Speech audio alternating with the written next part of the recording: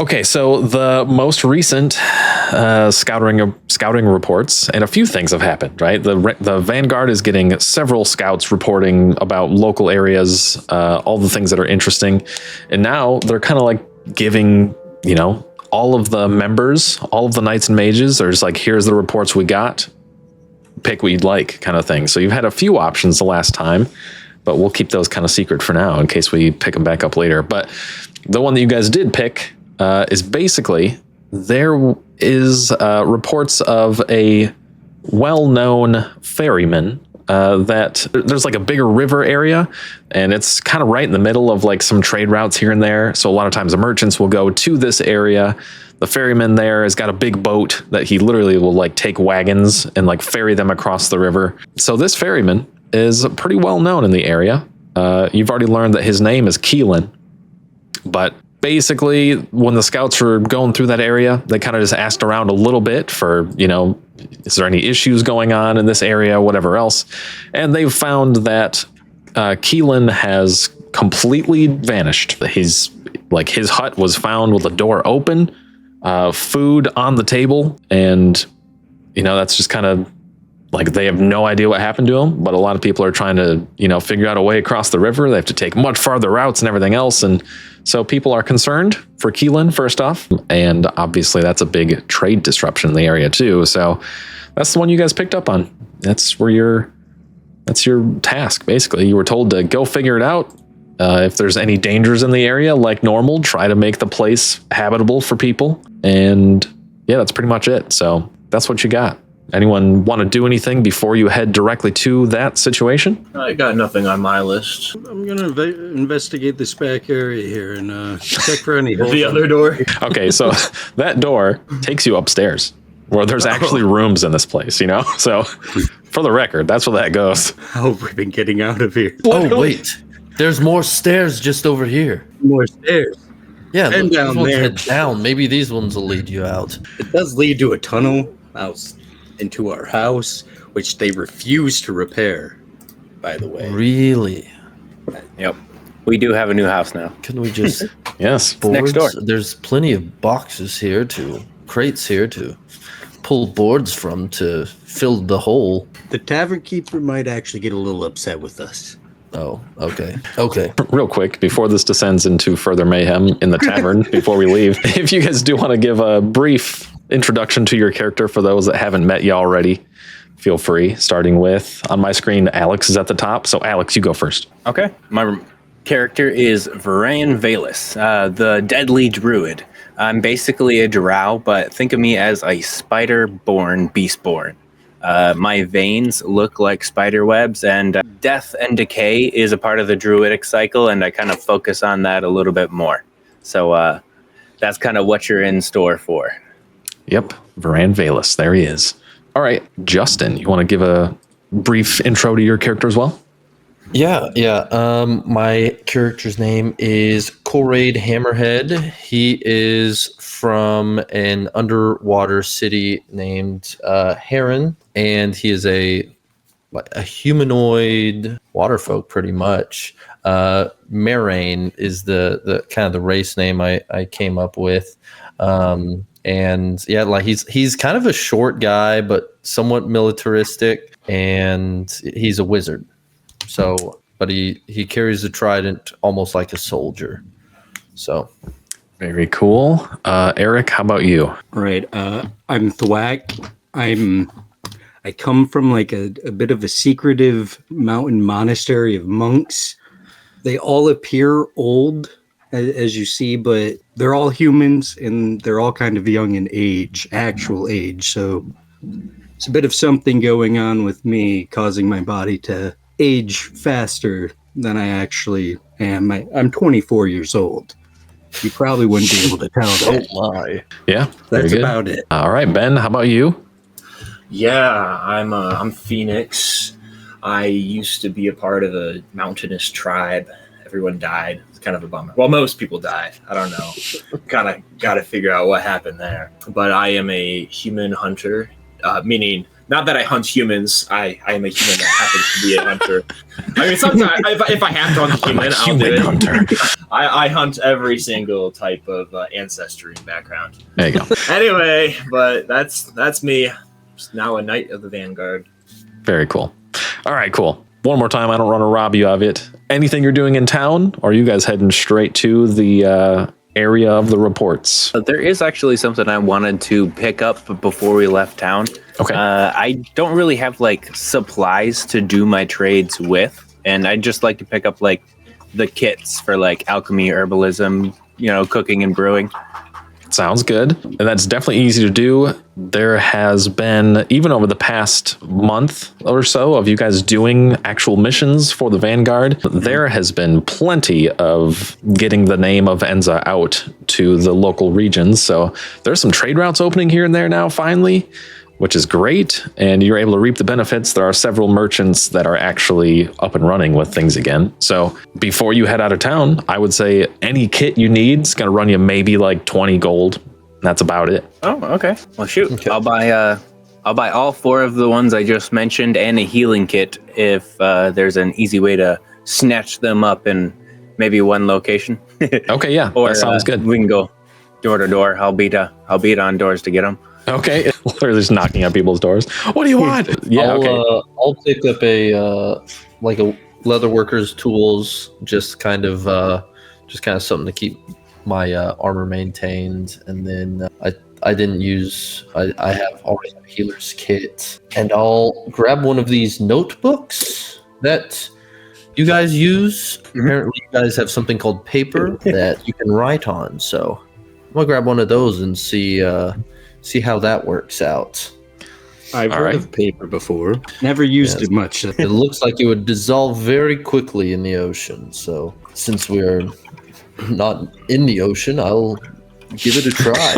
Just try it out. It seems a lot easier to write on than carving into seashells and such. I was gonna say, what do you use? Yes, shells. We use like a chalk type substance on like slabs. It's pretty slow. It seems like with this process, I could probably write much faster. Very good. Same deal there. Any kits you pick up, I'd say around $20 gold. And what was the other thing? Oh, a notebook. Book like 5. It's gonna cost it. You can find the bargain notebooks for like 5 gold. You know what I'm saying? Yeah, Pretty good. This will work fine. Pretty good. Yeah. So that's all set. Okay. Nice. I'm pretty much stocked up for any supplies that we need. Yeah, I don't So that think way I if, need any kits. Okay. All right. Very good. So you guys heading on to the scene of the reports. You will be heading, actually real quick here. Let's determine this. We do this real quick. I got to get Riley out of there. Darn. Stand by. Blaine had something come up, unfortunately, so he will be out this session. Okay. Anyway, so look at that. There's our players. There's what the map is looking like so far. The reports of the next area will be the hex directly next to Enza, that is Swamp there to the southwest. Okay. So that's where you'll be heading today. So you make your way there, and it's a relatively smooth journey along the way. There is maybe like one time that you find a solid path and actually like go past someone that is in a cart.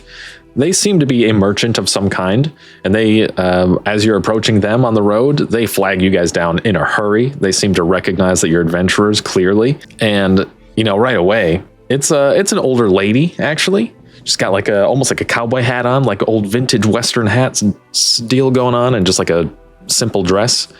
And she stops the reins of her horses, and she's just like, "Hey, I see you guys are probably in the market for something interesting. I've got lots of stuff here. You want to check it out?" Got more of those hats?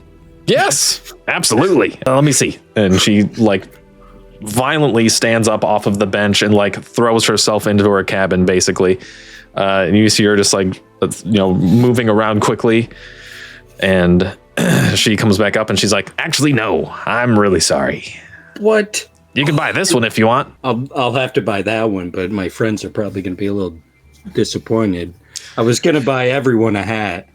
Oh, well, I'm sorry. I only have what I have. So, but yeah, I can definitely sell you this one. Maybe, how's 30 gold sound? I'll buy it. All right. Deal. Takes it off her head, hands it over, takes your Lean over gold. to Varan. It seems a little steep for a hat. No, that's not true. Also, you would not believe what else I have in here. And she's just kind of looking at you guys for a while, like kind of gauging reactions.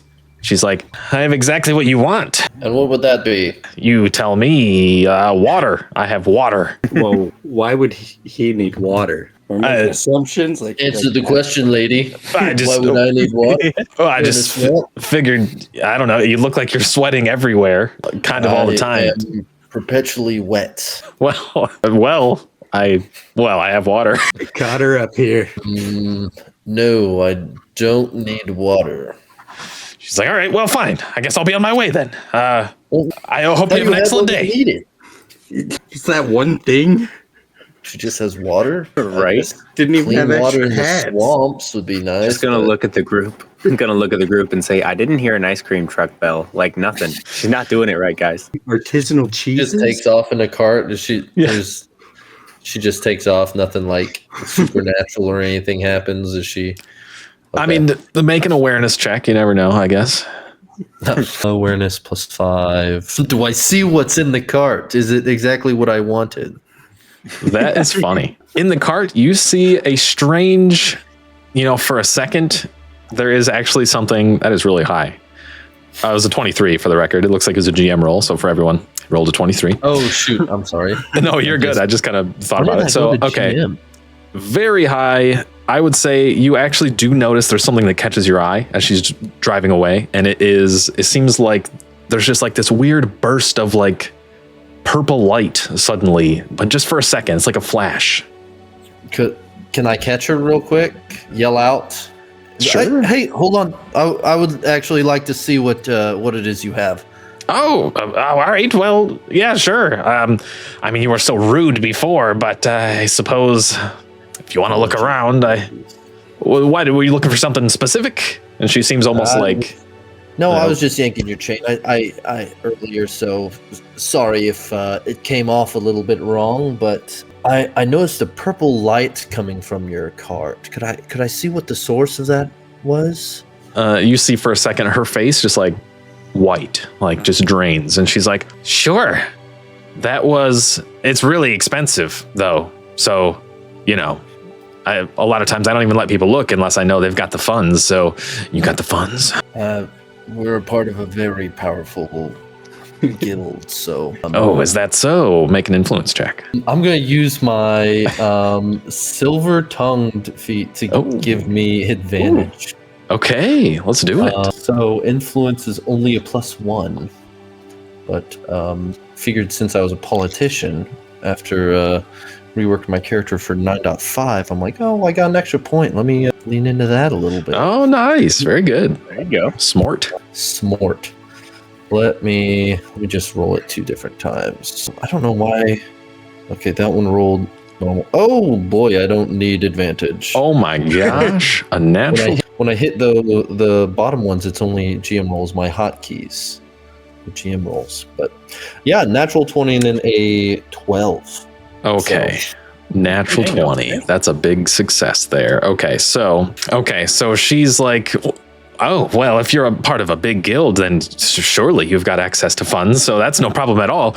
And she reaches, she finds this thing for you right away. She's like, oh, shoot, big spender here. I better get moving. So she reaches right in and pulls out this, basically it just looks like a really small purple, like, it looks like a brazier, like just a bowl with coals that you would just light on fire. It's just a brazier, but it looks weirdly spectral, kinda, and it's got like a purplish pinkish glow around it.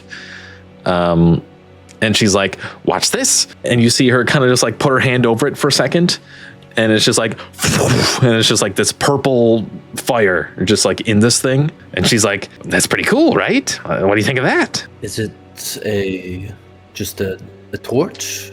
A magical torch? No. Watch. More demonstration. Okay, here we go. And she kind of like almost like takes some of the smoke coming off of this thing and like pulls it out of the air and like a string almost, and then just kind of like wafts it over towards you in your direction. And you feel very invigorated. Like this would, if you were injured in any way, like you're sore or something, you know what I'm saying? You got a headache, gone. She's like, this will heal the user if they learn to use it correctly. Oh my, that is wow. That's fantastic. What would something of that capacity run? Oh well, this one isn't an everlasting one, so it only works in the heat of battle most of the times. But so it's not as expensive as it could be, but around, I don't know, 500 gold. Well, that's very interesting item. I think we may have to take a rain check on it this time around, but next time I see you, I think this current expedition we're going on, I don't think we'll have any issues, right, gentlemen? I think we could call a rain check on that. We have the funds. It's just, not needed at the moment. Traveling by foot back. Bags only got so much room. Maybe on the way back. Maybe I'll catch you on the way back. We are in the heat of a mission right now. We need to find the ferryman before it's too late. It's running out of time. All right. Like mention that in earshot of her. See if she mentions it all, since she's clearly a trader. Must know about a closed trade route or something. Okay. And she's like, ferryman, huh? Interesting. I know I haven't heard anything about that. Very strange. Also, if you are trying to find me again, also I'm ironically elusive for a merchant, but hopefully we do meet again, and maybe you can pick this thing up later. You should head towards Enza. Enza. Yeah, everybody's heard of Enza. Oh, it's the best place to be. Enza, is that big city that just popped in recently? Yeah, we build quick. Very interesting. Okay, well, that's maybe I will head that way then. I'll see you there, hopefully. Hopefully. You better see us there. All right, well, another time then, I suppose. If you want to part ways with your gold, I can part ways with this nice little trinket. But I suppose I'll be seeing you. Safe travels. Pleasure talking to you. You again. Whips the reins on her horse and gets moving pretty quickly. Okay. Really? How far out of town were we for that interaction? Were we like right next to where we needed to be, or was she like just waiting? We were like right at it. We're like, yo, there's like what? I'd say you're about halfway between regions right now. So like you've been traveling a little while before that had happened. A couple hours probably, something like that. Right outside talking about it. Okay. Yeah, she's like, nope, I never heard of it. It's like literally right there behind her. Yeah, no, you had traveled a little ways, so. But that's the most interesting thing that catches your attention as you're moving along. Otherwise, you arrive at the area where the hut, or at least where the reports have been. And in the distance even, you see, before long, you see the river. You can hear it flowing. It's a very large river. And you do see a little hut next to one of the more shallow parts of the river as well. You venture to guess this is probably the place that they've been telling you about. It looks a little something like this. Hit it. Yeah, it looks something like that. Okay. So you say it's a large river? The river is large. This scene kind of paints it as smaller, but really this is kind of just like a stream that's like in a swampy area next to the river. So the river's a little ways off, but the river itself is quite large. Definitely would take a large boat to ferry across wagons or whatever else. Gotcha. Is the ferry itself here? Yes, you would notice it is kind of docked a little bit further away from the hut, actually at the river itself. It's like, 50 feet, so it's not like super far, but you do see a larger boat that's like a big flat area with sides built up on it. Almost like a big pontoon kind of, but a big empty flat surface. Well, I think we investigate the hut, see if we can find any clues. Definitely. If you guys want to take the house, I can kind of take the stream that's there and see if I can find anything in the water. Yeah, that'd be a good point. The report says that this is the place, and I don't really see a lot of activity, so might as well just start digging. All right, very good. So Koraid's heading toward the river to check things out. The rest are heading towards the hut to check things out. Is that correct? Yeah. Yeah. Okay. Very good. We'll do exactly that. Let's start with the hut. Obviously, it's going to be interesting one way or another, I'm sure. So you head in, or at least you head to the hut. You do notice the hut itself is in decent condition, but there's a lot of patchwork done. You know, there's been a lot of boards that have broken, and you can tell have been replaced with newer boards here and there. But it's not like shambling. It's just been there a while, and it's had a lot of patches done. The door is left wide open. It seems that even after the reports, the locals that were asked by the scouts or whatever didn't seem to mess with the hut at all. Maybe the scouts even asked them not to or something like that. But yeah, the door is wide open to the hut. The first thing you're seeing when you're looking it over is there is a candle that had burned all the way through at this point. It's now just a puddle of wax on the table. And right next to it is a bowl of food with a bunch of flies flying around it at this point as well. Okay. Right away. Those are the things you're seeing right away. So right away, I would probably look at the bowl with the rotting food in it, notice the decay and be like, good job, buddy. And then obviously take another look around and see what happened here. Why does this look so strange? You know, devoid of life, I would say. I would specifically be looking for like signs of an altercation, maybe a note or two to see if somebody's been writing him to be expecting somebody, or maybe if he's been writing somebody else to be off somewhere, stuff like that. Okay, sounds good. Go ahead and make an investigation check as you're kind of rummaging through his place a bit. Definitely. That's actually something I'm good at. I got a 15. 15 total, okay. So that's pretty good. You're noticing a couple things.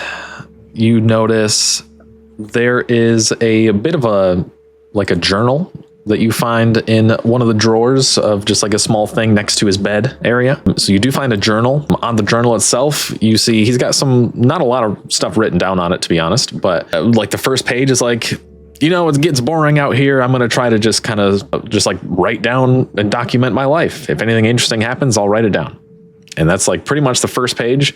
Next page is, well, I started fishing and I'm not very good at it yet, but he's just like, I can't believe I've never really fished in this river before. And I guess it's finally time, right? You know, it's been long enough. The next page is like, all right, I'm getting better at fishing. I finally found a way to leave my pole outside while I'm just kind of resting or whatever. And I got a bell tied to it so I can tell when a fish bites. And that's all he's written down so far. Okay. So just a typical journal. Moving to the very last page of what was written, I would be able to figure out like current day, or at least closest to current day. Whenever I moved to that one, was there anything that would allude to his whereabouts? So unfortunately, everything I said is like, that's all the details. That is everything that was written down in the book. So unfortunately, you don't get any more than that. He's just gone fishing He a must couple times. He must have also just learned what a notebook is. Be a fisherman too. That'd be. Yes, yes. Is there any... Okay, so there's a bowl of food that is rotted, but does it look like there's a place for food that was sat out so that somebody was eating? Like, did they leave in a hurry? Is there any signs of, life? Right, struggle or anything like that. So you are looking around a bit more. As you're kind of reading the journal, you are, a bit distracted. What's everyone else doing right now? I know Koraid's over by the river. Eric and Ben, what are you guys up to in this situation, if anything? I'm kind of wondering if that fishing contraption is set up still outside. Okay. All right, cool. So you make your way out there to check that out. Okay. Real quick, Varan, we'll have you make one more investigation check, and basically just to surmise anything else you're missing at this point. Possibly. Okay. Pretty good again. Okay. 17. Very good. Okay. So as you're looking around at the food, you notice that the door's open. The door has like a little door handle thing on it there. It doesn't seem like the door was thrown open at any point or anything like that. Like the door handle very much touches the wall when the door opens. You see no like dent or scratch or anything from the door handle hitting the wall. There's no it's surprisingly tidy on the floor. There's no footprints obviously in the hut. The food itself, like the spoon is set beside the food neatly. You venture to guess that Keelan was probably a pretty organized fellow in his lonesome. You really don't see anything. It looks like he maybe just like stood up and walked out mid-meal. Very strange. Okay. Very strange. I very smell strange. the rotting food. Yeah, but he had enough time to Yes. place his stuff properly. My rat senses are kicking in. Yeah. Oh yeah. Yeah. Try to see how long this has been sitting out for. That's fine. Yeah. Sure. Go ahead and roll. I guess probably an investigation check. Yeah. All right, that's -1 on that. You know what? You're channeling your rat, your Inner possible your inner rat senses. So go ahead and roll it with advantage at least, and we'll do that. All right. Roll. Rat, rotten food, So 13. not too bad. Okay. The food's been there a little while, probably about a week, I'd say. Hey, that's -2. Investigate. -2. So 12. Wait, is that right? Let me come back in. Those should have both been -2. Okay. So yeah, 12 on that. Okay. Either way. No worries. You can tell the food itself has been there rotting for roughly a week. You notice very small evidences of other rodents, most likely. Maybe you can even like smell them or tell that they're around. But you do notice that there's likely a rat or some mice, field mice, something like that have made their way in and out a couple times. Maybe even, sipped on the food that's left over now or whatever a little bit too. But yeah, it looks like it's just been sitting here a while. The food is about a week old. I tell Varan that. That's all I've got. I'll look around for some rats, but I assume there's probably none around us. Okay. You're just like looking around the hut and stuff. Ben, you said you're going out to check out the fishing situation, right? Oh, sorry. Yeah. That's what I'm doing. I'm curious if maybe the bell alerted him to something to leave his food behind. Okay. So, I didn't even think of that. Okay. Sounds good. See if the line's still intact, maybe.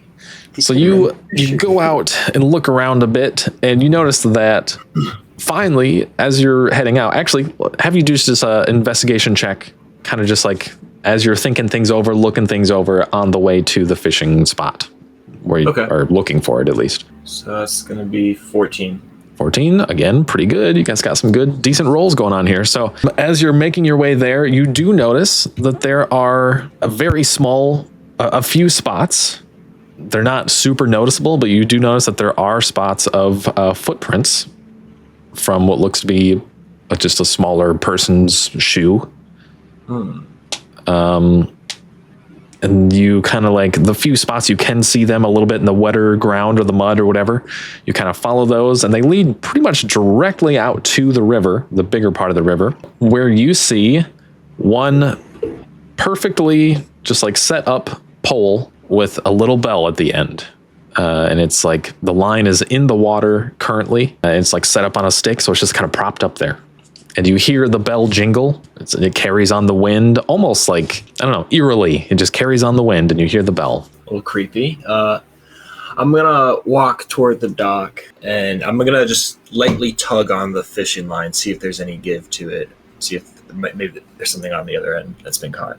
Okay, you pull on the line itself, and you notice that the line is actually seemingly detached and just kind of floating in the water, not actually like lured down or anything like that.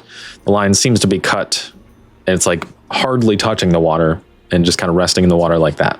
Interesting. Now, real quick, give me an awareness check. Alrighty. That goes off of Prime, correct? Correct. 19.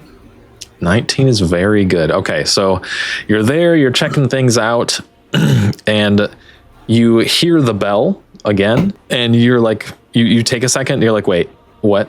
Why is the bell? And you kind of like turn around and you look at the fishing pole itself. The bell's on the fishing pole. You heard the bell sound from the other direction completely. Like it was not from the fishing pole, but it was definitely the sound of the bell.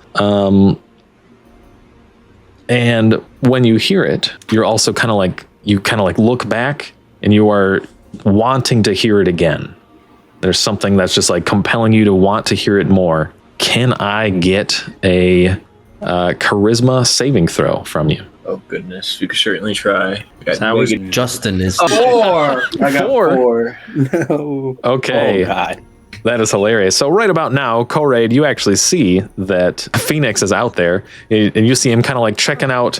He like, takes a couple steps, almost like in the water. You see him look back at the bell, and he's just kind of like looking into the river, and he just slowly starts like walking into the river. Oh God! I'd say Thwack, you might even see Koraid. You see what's about to happen, basically, too. Just so you know. Uh-oh. Do I see just kind of like a blank expression and him just start walking into the river? Kinda, yeah. I am going to. Let's see. I'm gonna take out. I'm gonna basically just start sprinting towards him. While I do that, out of my healer's kit, take little pieces of like attack that I have, and just shove those into my ears and just sprint towards him. Because seeing someone just blankly hearing a bell and then just kind of like dead expression walking towards the water makes me think sirens. So protecting myself from that and then trying to run towards him.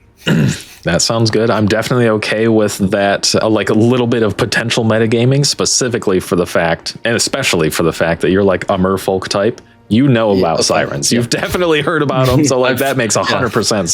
That is the first thing. If Koraid would have seen the whole situation in the deal to where it looks like he left everything and left. Yeah. Yeah. No, that's cool. Okay. So basically, you block your own ears and you just start sprinting. Thwack, you're seeing this happen too from the like just outside the hut as you're kind of looking around for rats. So you're seeing what's going on too. But Koraid, you're running towards him. And basically it gets to the point that you can interact with him without an issue. Like he only takes a couple steps in the water and you're able to catch up to him, pretty quickly. So what are you doing? Cool. I'm going to just try to tackle him pretty much. Okay, sounds good. You do exactly that. So you're just like sprinting. You shove your weight directly into Phoenix. Phoenix, you are shaken out of this thing as you are tackled into the mud. It kind of like pulls you a little bit out of the river when you do this as well, and you just like skid across some mud. Phoenix, the first thing you see when you are like, you come to and you're like, wow, that was weird, is you see just like you see a set of footprints along the river that's just like in the muddy area that your face just skidded across, basically.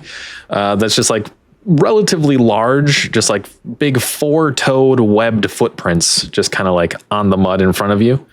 And then you're like, okay, what just happened? Koraid, why are you on top of me right now? What happened? Plug your ears, and I'm just kind of like surveying like the water, and I'm gonna like take, if I need to take a few more steps out and kind of like try to duck underneath the water and see if I can kind of see under the water as well.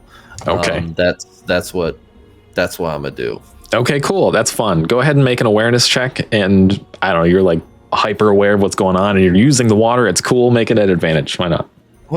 Yeah. I think my rolls at the bottom are only rolling as GM rolls, so I have to roll it here. Yeah, that's probably my fault. The macros were probably set up that way. All good. Here we go. 23. 23 is very good. Okay. For a brief second, you swear you see like in the water a form of sorts. That's really good. That is definitely seemingly humanoid, and it kind of like very rapidly just like shifts behind a few rocks that are there out of sight. I'm just gonna kind of turn my trident's one-handed. I'm gonna kind of like freeze the water that's like kind of around my hand and just have like kind of water ice crystals floating around. Who are you? No response. No response. At this point, you do when it juts behind the rock, like you definitely don't see it, and it's relatively far away as well. I'd say it's like roughly like 50 feet away, like pretty deep into the river at this point. Okay. It's not that it couldn't hear you, most likely. Like you expect whatever it is could probably hear you, just doesn't respond. Yep.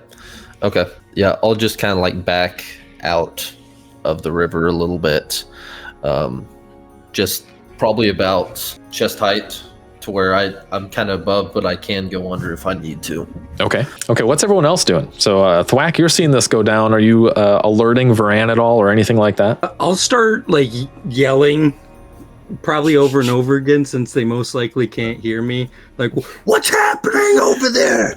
Kind of like over and over again. Oh, right, because you've got stuff in your ears. Yeah, they're not. And then you told Phoenix. Responding. That's really funny. I'll repeat that. Maybe I'm alerting Varan by yelling over and over. Yeah, for sure. Like I didn't tackle him. I don't want to go. Even though I was in the house, I would have been privy to the situation since I got the information about the fishing thing. So I wouldn't just be standing there doing nothing. Okay. Right. Yeah, I'll just yell back.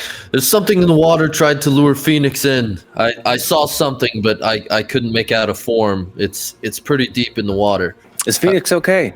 No, I'm running back to the hut. I don't like it out here. I'm wet and I'm cold. And I was tackled. As Phoenix is running, you cringe for a moment. You you're just like running back. You cringe for a moment at like a small hint of the bell in your ear, but it's just the bell. It seems fine, and you're just like sprinting.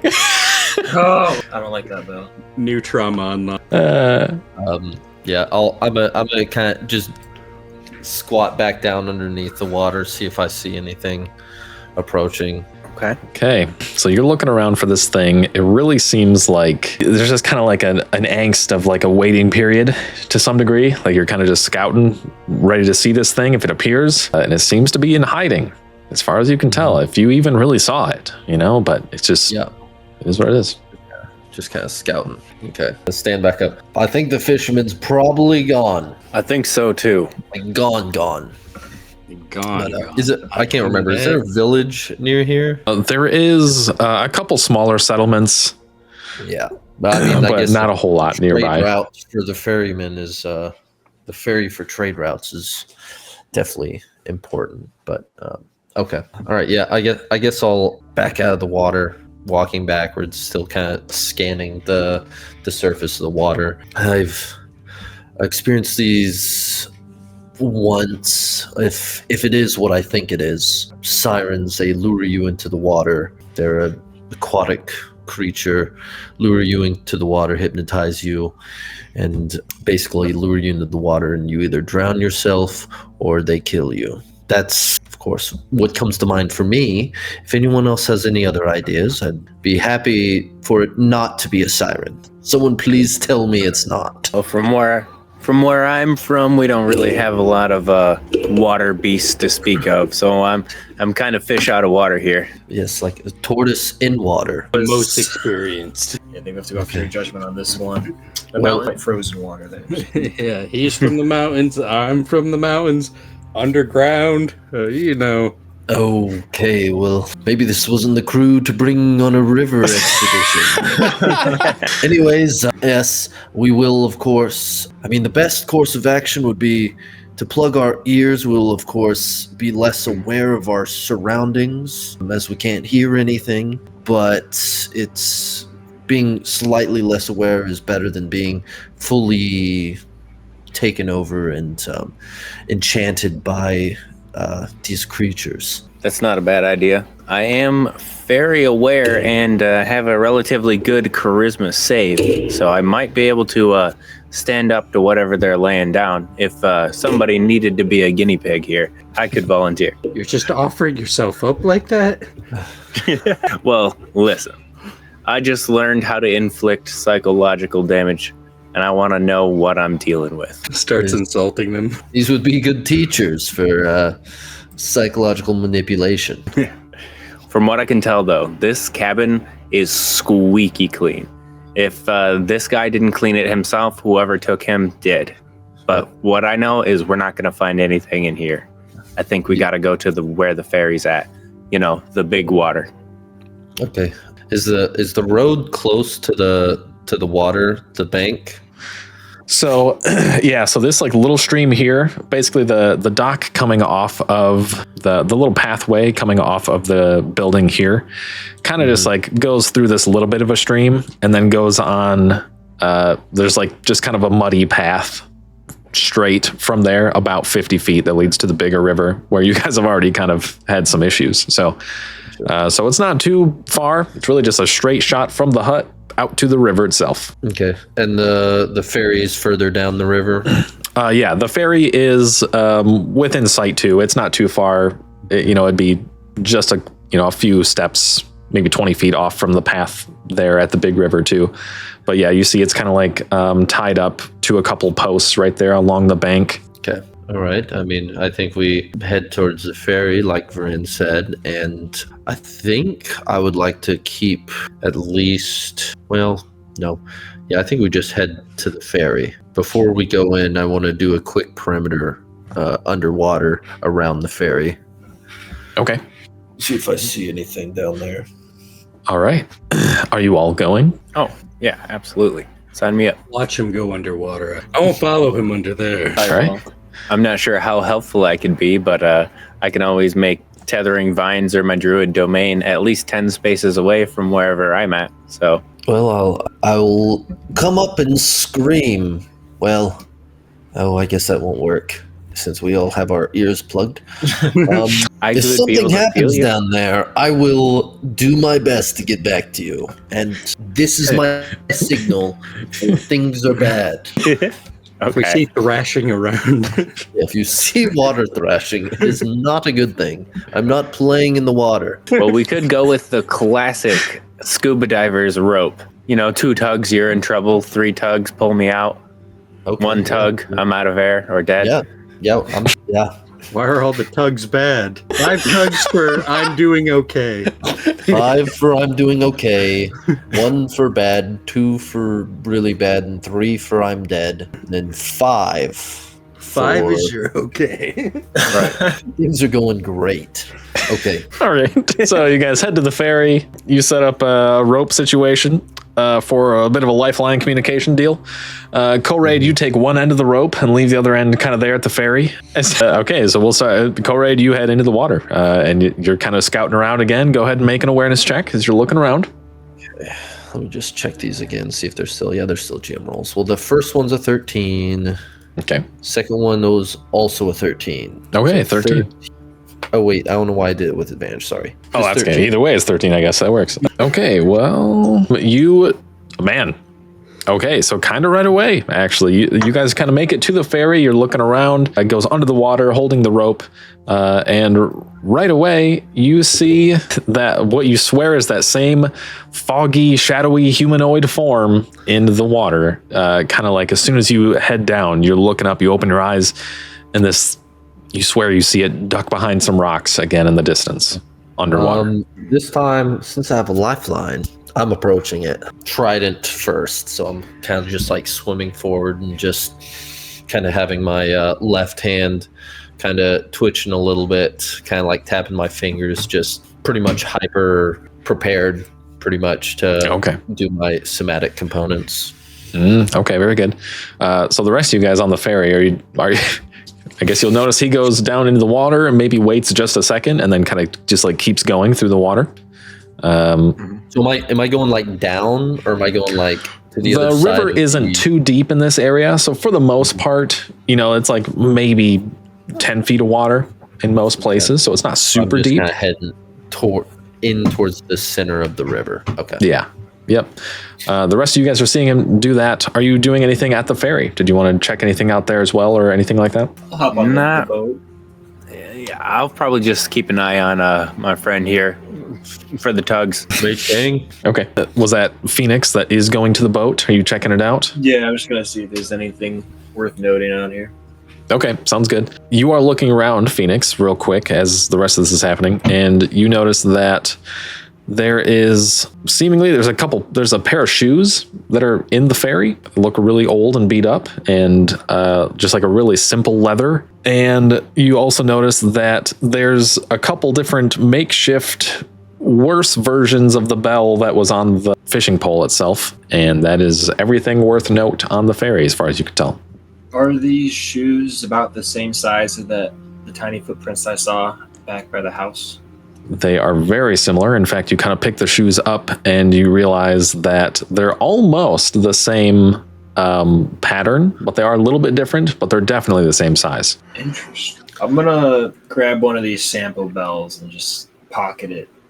Maybe we can show them later once Koraid's done with his fish friend. Okay. All right. Sounds good. So Koraid, you're heading more and more towards this thing, and it gets to the point that you're like as quietly as you can move through the water, which is decently, you are like getting right up to the rock that you swear you saw this thing hiding behind. Are you doing anything? You're like right about to, all you got to do is go around the rock. Stay about, I'm going to keep like a 10-foot distance between me and kind of the rock and kind of just pivot around it. Okay, I gotcha. See if I see anything. All right, drawing on the military background, you're quite literally about to just kind of flank this thing, giving yourself some room to react. And it is pretty much like you move around to the right and you lock eyes with a creature that is not quite what you expected, actually.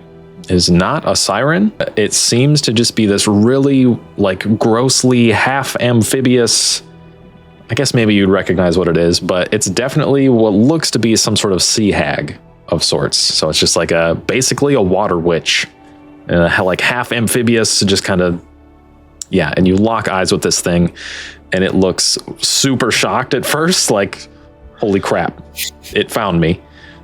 And then it looks really mad. She looks really mad. Yeah. As in like she's about to do something or just like... Most likely. You know what? Make an insight check. Insight check. I'm a little better at those. This is like right here on the spot. Yeah. What's going to happen? 15.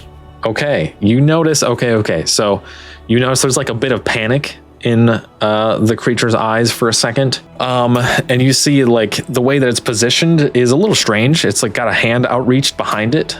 You can't see necessarily what's going on with that, but you see it locks eyes with you, looks mad, and you see its eyes kind of like dart to like a different direction in the river for a second, and then dart back to you.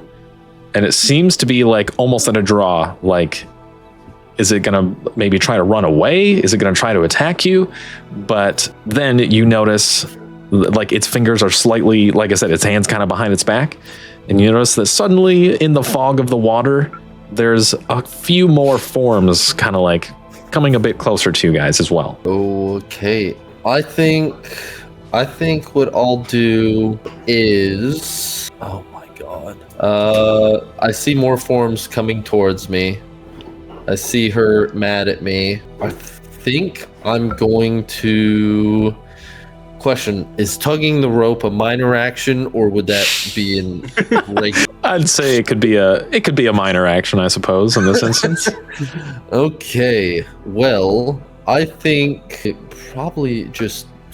Apologies. Yeah, no, I gotta bleep that. No, I'm just kidding. Well, I'm not kidding, but it's totally fine.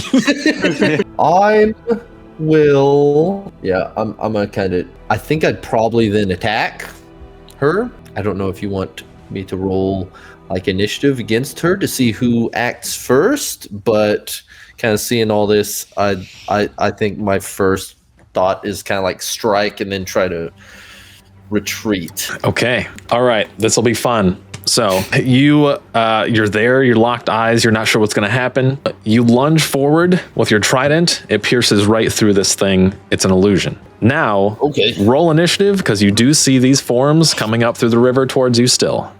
Okay, cool. Also, you tugged the rope, right? Was that the plan? Yeah. Okay, I tugged it all right. 4 times. Oh, okay. Hey, I was going to say, so as soon as that fourth tug came in, Varan's eyes went wide, and he knows that that's the worst case scenario. And he tells Thwack to pull that rope. And then, and in the midst of all of this, I would obviously be doing a swan dive while saying wild shape. And then, we can cut back to whatever's happening underwater. Okay, sounds good. I'd say you guys are probably roughly in that area or something. Okay, so here we go. These forms become visible, and you realize that they are they're not hags. They are definitely different creatures. Let me see here. That one wouldn't be that close to you at this point. It'd be something like that, maybe. There we go. Okay. But they are very fast in the water. They like quickly dart around in the water to the point that... Did I do that right? There we go. Possibly. Still wrong? No? What's happening? What is happening? Hold on. Stand by. Can I sit by? I guess. All right. That should do it. I'm only like 20 feet into the water. Okay.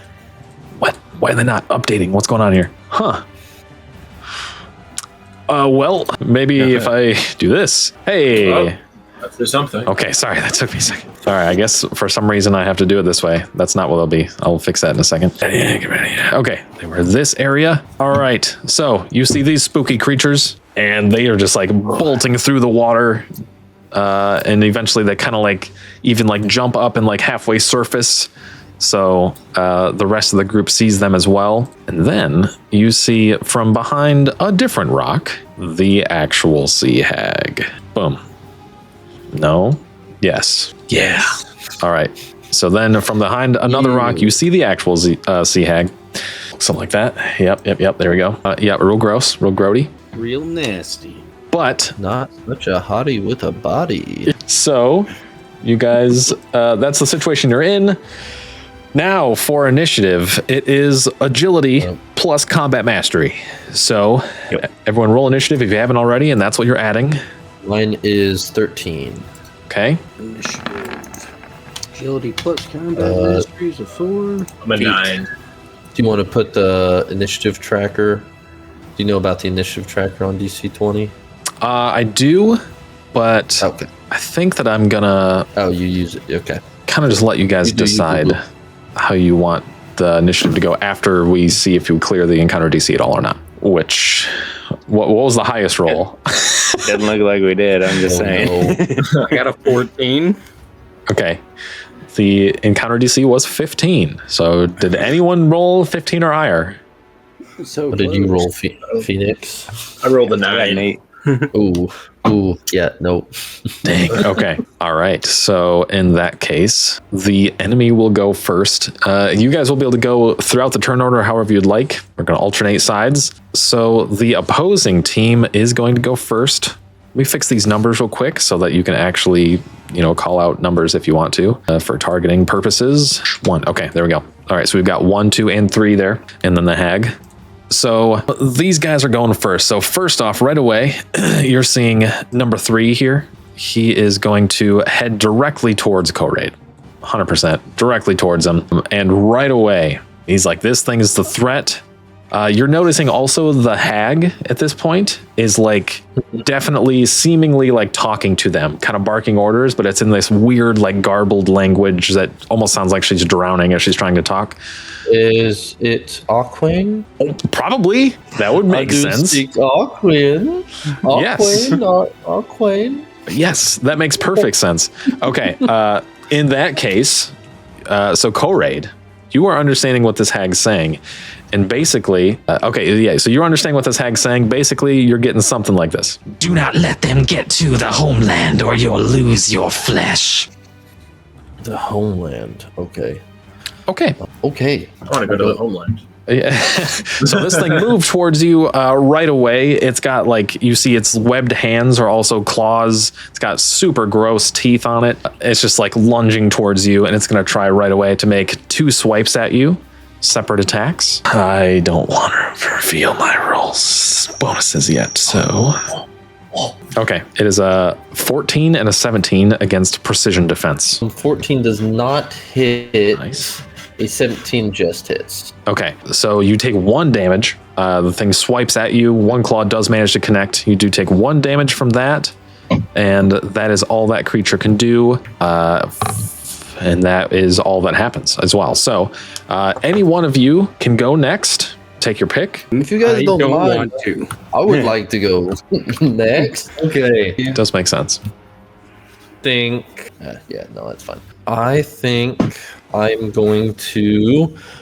First thing I'll do is use Lightning Blade on my trident, kind of sparking, snapping my fingers, creating a little spark as lightning kind of begins to bubble underneath the water here. I think it's probably a minor action. I'll probably untie the rope from around me just so I can move a bit more freely. And I'll cast Lightning Blade on my trident, and then I will try to make an attack. All right. On this creature in front of me. It is D20 plus 4, and that is a natural 1 zony. Oh boy. Oof. Okay. So that one doesn't hit. Perfect. I still have the spell on because it's the the next time I hit, I think I'll use the next 2 actions to roll normally. Okay. My next 2 action points to roll normally. So one is an 8, second one's a 21. Okay. Cool. So I'll go with that 21 there. Okay, definitely. Okay, so the 21 is a heavy hit. Awesome. Okay, so it is a heavy hit. What is the damage altogether with that then? Okay. The lightning blade is just if they move from this spot. Okay. And they'll take 2 extra damage if they move, but he will take, it's just a heavy, so 2 damage. Okay, nice. From this, and then I think I'm probably, is there a, with like Frostbolt, is there a, if you're doing a ranged spell within melee, is it disadvantage or something like that? I don't think it is, because there's specifically weapon properties that make weapons like that called unwieldy. Yeah. And spells don't necessarily have that. Something we can look up later. Could be wrong, but for now we'll say no. Okay. To a target within, okay, it just says to a target within range, it's 10 space, so I think I'll then just hit it with a frost bolt, just kind of summon the ice around my deal, and then just kind of like grab at its face. Okay. With that for my 4th action point. And then I will roll. My spell check is another 21. Wow. This is your second spell check or a third, or what was that? Do I have to roll a spell check for lightning blade? Probably. Let me look. That's a good question. Oh, I didn't roll. Unfortunately, I was just going to say, unfortunately, there's going to be some, multiple check penalty stuff, I imagine. But. There's no check I have to roll for lightning blade. Oh, okay, nice. It just, you imbue a weapon with it, takes an action point, imbue a weapon with it. You want me to roll with, hold on. Oh no, it just talks about stacking. It can stack multiple times. Okay. You want me to roll again for? What was the, if it's your second spell check, then yes. Okay. But I didn't have to do a spell check, so I imbue it and then I make just a regular attack roll.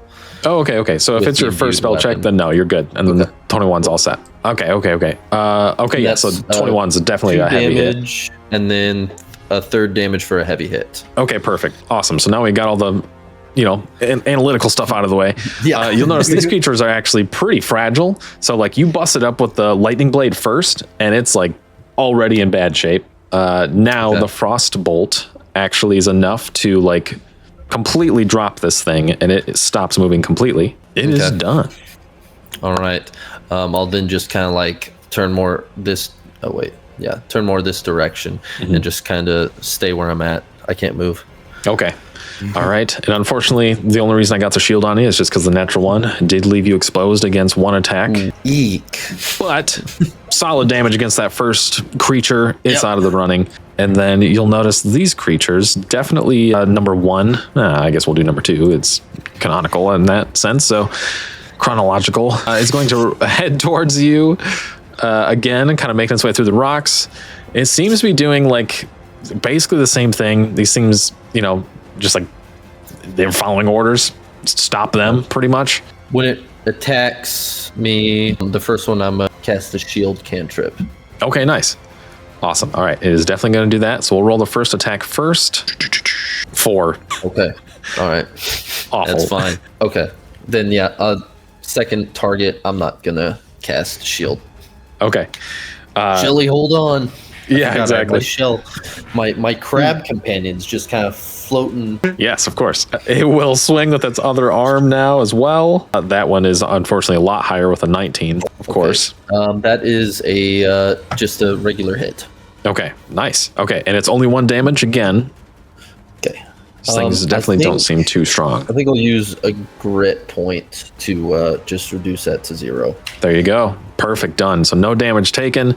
The creature looks very frustrated. It swears like it made contact, and you see its like big nasty mouth almost like grin up for a second, and you kind of just like an anime character, just like pull your head back and just like stare it down, like it didn't even hurt. Yeah. Okay, so that's it for its turn. Who's next on y'all's side? I want to go last. Okay. Okay. I could go. Okay, Sure, Phoenix, go for you're it. seeing what's going on here. These creatures are surfaced enough that you can like see them fighting they do move faster above the water as well, technically. So. Oh, was that first one? I was exposed on that first attack. Oh, Did you that's roll twice true. on that one? I did not. That was the 4. But you cast shield. Had shield. So 3. Okay. Worse. Okay. Cool. Yeah, I just wanted to make sure. That's hilarious. And the exposed condition ends. Good call. All right, Phoenix. You're seeing what's happening here. You see these creatures. What are you doing? Alrighty, I'm gonna go for creature number 2 because he's on my guy here. Mhm. And I'm going to use one of my stamina points to give myself Hunter's Strike. I'll probably just go for a piercing type of special attack to add onto my arrow here. And then for my next action, I'm actually going to shoot it, hopefully. And let's see here. And I add 4 to my attacks, right? Yes. Yep. So then that'd make it an 18, actually. Very good. Okay. That is a heavy hit. So you're getting 1 extra damage. So what's your total there? So my base is just 172. And then I think the creature... no, it's 2 piercing damage because of it. Okay, so 2 piercing damage is because of the Hunter Strike. Do I add that to the bow's damage as well? Yes, for sure. Oh, so that's 3 then. And then there's also the heavy hit. Yep. Okay, solid. So it's a total of 4 damage with the 1 shot. Awesome. So basically, as Koraid's kind of like, taking out this one rushes up to it, swings once, completely misses, swings once, hits Koraid. Koraid comes back up. He's just fine. And then, like, just as, you see your shot line up, Koraid, you see in front of you just like one perfectly placed arrow straight through the forehead of this creature as it drops as well. There we go. Just out of the water, all you see is... Good demonstration. Perfect. All right. Did you have anything else still with your turn? Yeah, I'll probably just reposition a little bit closer. Okay. So I want to move 1, 2, 3, 4 spaces, just get a bit closer to the shore. Very good. Not too close, though. That experience last time was Right. I'm a bit hydrophobic right now after I almost drowned. Absolutely. And then I think I'll do another bow attack against number 1 and do that on disadvantage. Okay. Sounds good. Make it happen here. Let's see. Right. Well, that's not good. Do I even bother rolling again? I don't think so. Nope. Can't do worse than that. So, all right. Unfortunately, you basically just slip on your way up to the water. And when you make your shot, it's a bad slip. You twist your ankle. You leave yourself exposed for the next attack, unfortunately. The rocks were wet. Yep. Exactly. But if that was that it for your turn now? Am I able to do the... Wait, let me look at... can I prep a dodge to maybe help out in case I'm attacked? Do you have any action points left? I believe I moved... Oh, wait. Actually, no, I don't. Oh, okay. That should be it. I'll say if you did, you absolutely could, but I wasn't sure if you did or not. So Yeah, I don't. So Okay. that's the only... alrighty. Okay, so at this point, you're seeing the hag is definitely like barking orders a little bit. The hag is going to go next, actually. And you hear it kind of bark orders a little bit, and then you hear the bell. Not the bell. Yeah, and if there's not like, I don't know, I guess, yeah, basically you hear the bell and it just kind of like echoes, the bell sound echoes throughout the area there. And also, strangely, the bell sound, you swear it like kind of mimics Koraid's voice a little bit at the end of its like timbre. Yeah, it's really strange how this sound is just like manipulating and being changed and stuff like that. But all of y'all hit me with a charisma saving throw. Okay. Okay. Charisma. You got a 12. Ooh, I got an 8. I got a 6. Okay. Wow. All right. Jeez. Okay. Well, it was against an 18. So, Oh no. so for a moment, all of you are kind of just like, almost just like shaken up by this. And you're like, you lose focus on what's happening, just the sound going across your ear. And you do, dang, every one of you are going to lose 2 action points immediately. Nice. And basically that just like happens, we'll say that happens canonically right now as a stun. Like you literally are just like, what's happening? I don't know what's going on. So right now you're losing 2 action points, and then you kind of like shake out of it with 2 action points left. So there's that. That is all the hag's going to do. So it will be Varan or Thwack. Okay. I believe I'm up next since Thwack wants to go last. Yeah. Very good. Very good. Not excited to walk out of the water and start punching things. Well, for me, I feel like it's going to be pretty easy because I'm just going to walk a few steps out into here for my full spaces, and then I'm just going to hit a wild shape and then go straight into my turtle form, the giant tortoise. Very good. Very good. Okay. Tortoise or turtle? Oh, it's a tortoise because I think they're better swimmers. Turtles are better swimmers. Tortoises don't swim. Oh, Really? We can say turtle. I thought the tortoise We can went say to the turtle. ocean. We can say turtle. Yeah, no. My wife's parents have tortoises, and those things are like rocks. And there's some horror stories of people being like, "Oh no, it's a turtle. It's fine," and throwing tortoises in water. And Oh no. Yes, Really? I they guess that just makes sense. Sink like rocks. Tortoises trying to have tell- elephant feet. Turtles have webbed feet. Okay. Are you trying you to go. tell me Finding Nemo lied to me? No, they're turtles. Yeah, a sea turtle. Really? Yeah, Crush is a sea turtle. Yeah, Rush is a sea Swear to turtle. God, he was a tortoise. Well, anyway, let's say you're a turtle. All right. That's funny. Sick. All right, cool. And it's 1 AP to be able to transform and a AP to be able to move. So I'm going to have to use just another one to be able to get right up over here. And I'm just going to go for a chomp. Alrighty. Did we lose AP? Everyone lost. Yeah, 2 we AP did. Oh, yeah, you're before right. You're this, right. Unfortunately, That was just the two. I was like, yeah, you just can gonna stand retcon. here as a turtle then. Okay. Alrighty. I will say, since you're a turtle, you do not like the water's not difficult terrain, which is nice. But for anyone else other than Koraid and turtle form Varan, the water's definitely difficult terrain. So be ready for that. It's going to take 2 spaces of movement each. Okay, so your turn is done there. Perhaps foolishly, this last creature is definitely going to go up to Varan. We'll see. And it's definitely doing its same, robot mind programmed, like it's just going to attack you at this point, nothing crazy. And it's just going to attack twice. Moved. First one is only a 5, Definitely no. and the second one's a 14. Nope. Nice. All right, perfect. So just as I expected, this creature just kind of rushes up to you and just starts batting away, but really just like slapping your shield, and it's kind of embarrassing itself at this point. That's all it can do for its turn. Thwack, you are up. Alrighty. You said the water's difficult terrain. That's 2 movement for each. Yep. Alrighty. So the first step is fine. Every step after that's going to be 2 movement each kind of thing. Alright, so I can at least get up to that one. Yep. There. So first things first, before I forget, because I usually forget, I'll do bear stance here. So the +1 damage when I score a heavy, brutal, or critical. Very good. And remember, you've got 2 action points to work with.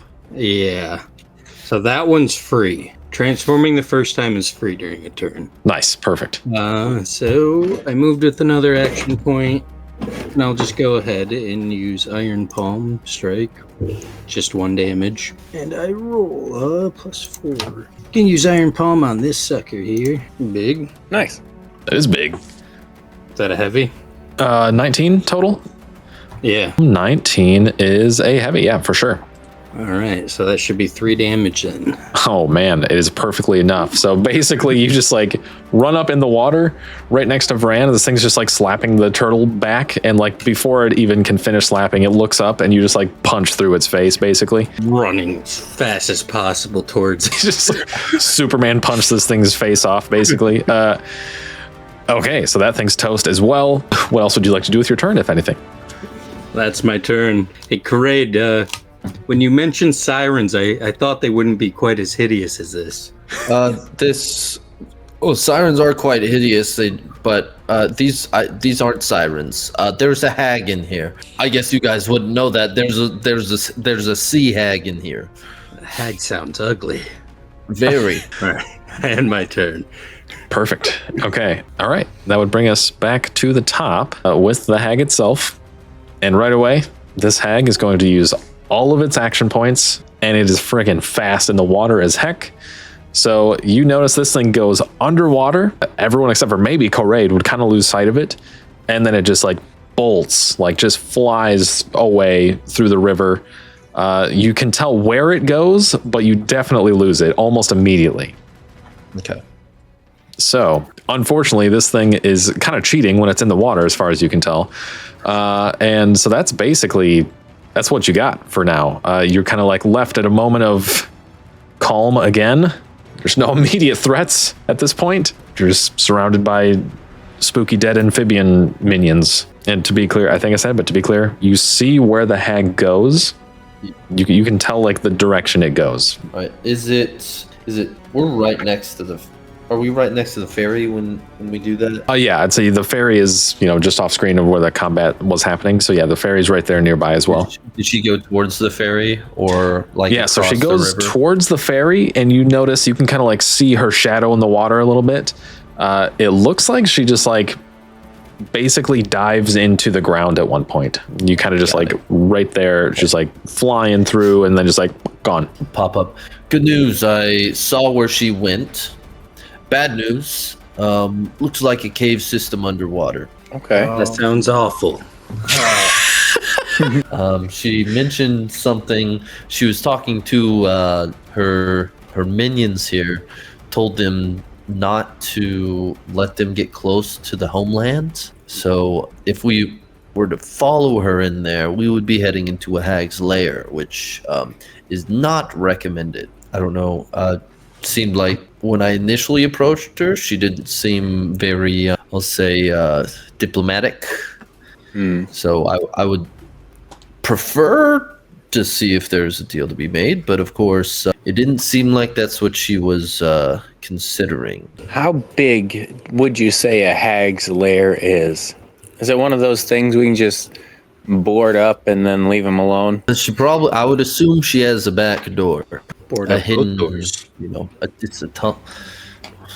Yep. We should probably try to approach from both entrances then. Entrances. Okay.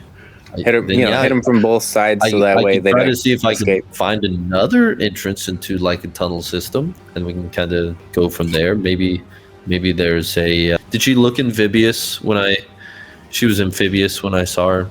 Yeah. Okay. Problem is, I don't know. Again, if there's any way for I look at Phoenix and Thwack for you two to be able to, pursue down there.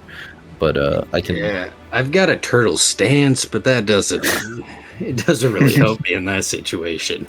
Close. I don't even have a turtle stance. I have time on. No turtles. No turtles at all. No. I may did not be, find a bell, however, on the ferry. Okay. Wondering if maybe they use this boat here for their own purposes. Yeah, I think I mean, don't mean to keep separating the party or anything like that, but I can look for a tunnel system while you guys investigate the boat, the ferry, to see if you guys can find any clues on there. So, listen, I know this is going to make me sound real bad, but what if I just poison the river? A lot of water to poison. What if we Like poison the hole? dried up the river? That seems harder than poisoning the river. But also, I'd prefer you not to destroy the ecosystem within this river to, was it smoke out this hag? Or I don't know what I would use as to foam out this hag. Would that be that the moraine would know to foam out this hag? We could fish for the hag. I can cast fog cloud, and it covers a really large area. Do you think I could summon that underwater and just scare the hell out of the hag and make a whole bunch of bubbles appear? Like it's That would be interesting. You're boiling. Why not? We could definitely try that. I think we see if we can find some more clues, but that's a great idea. I mean, if Phoenix and Thwack want to survey the ship, while Varan, you're in your turtle form. If you want to help me survey the water to see if there's any secondary tunnels, we can kind of split up like that. See, I'm almost wondering if the secondary tunnel entrance would kind of be a one on the surface. Maybe, yeah. Might be something to maybe look around for. I'd like to keep my feet as dry as possible, so I'm fine with this plan. Okay, I'm always okay with going with Phoenix. cool. I'd have to reconsider the plan. He keeps Well, yeah. I mean, if you want to search for a tunnel, like a cave system, on the surface. I'll search on the ground, and Thwack and Felix can search the boat for clues. We can do a nice little huddle, ready break, and Scooby-Doo split up the party. Okay. Yeah. I'm pretty much willing to go wherever, but if there's a dry job, maybe one of those guys can handle it. Okay. So Varan in turtle form and Koraid, you're doing some water surveying. See if you can find secondary entrances. First off, I will say without issue, you find the hole that the hag took. So you see where she went in. So that's no issue. You find that first kind of thing. Does it look like it goes towards the bank or just like down? It's kind of just down. It's a little bit angled towards the bank, but it's really more down than anything. Okay.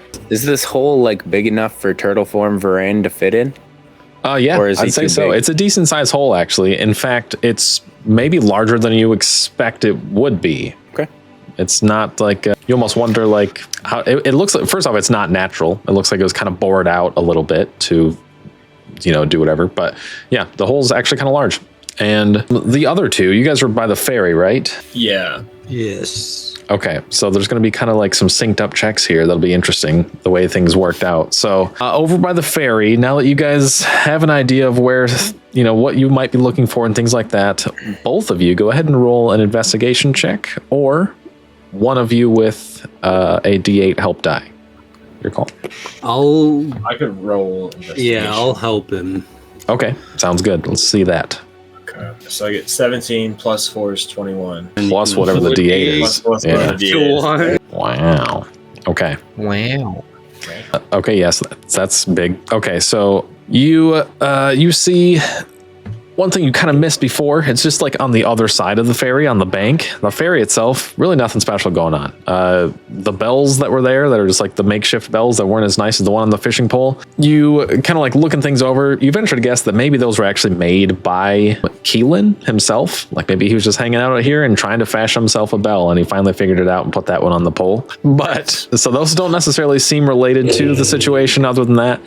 But you do notice that there are those same weird webbed footprints that Phoenix you saw on the bank when you woke back up the first time. Those are definitely kind of on the other side of the ferry a little bit as well as a really long, just like skid mark of sorts that looks to be like a dragged thing. And it's leading to one spot in the water that seems like it has just like some bubbles coming out. So I forgot I was able to do this earlier, but I can actually observe tracks using Hunter's Mark to get advantage on awareness and survival checks to find this target. So I think I'm gonna take a second to maybe do that.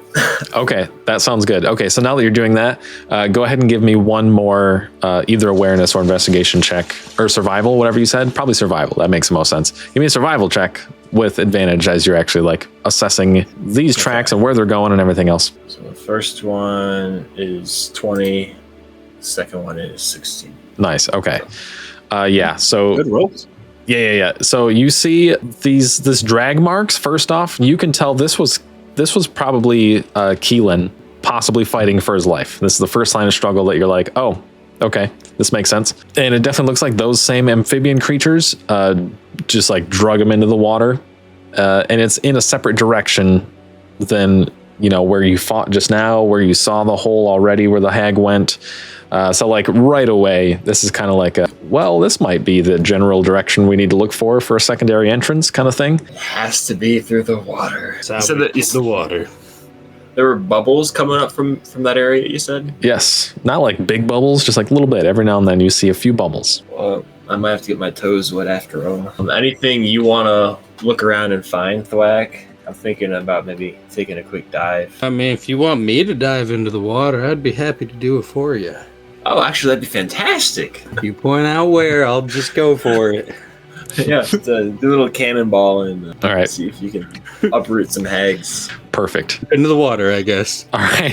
Thwack, you've got the right area to look for already, so... And it's good that you do, because you get in the water, your vision's already bad. You open your eyes and you can't see at all. So you're basically just like feeling around and you're like, oh, wow, there's a really big divot. You're like, wow, there's a really big divot and just a straight up hole right here. Like, this is probably the place.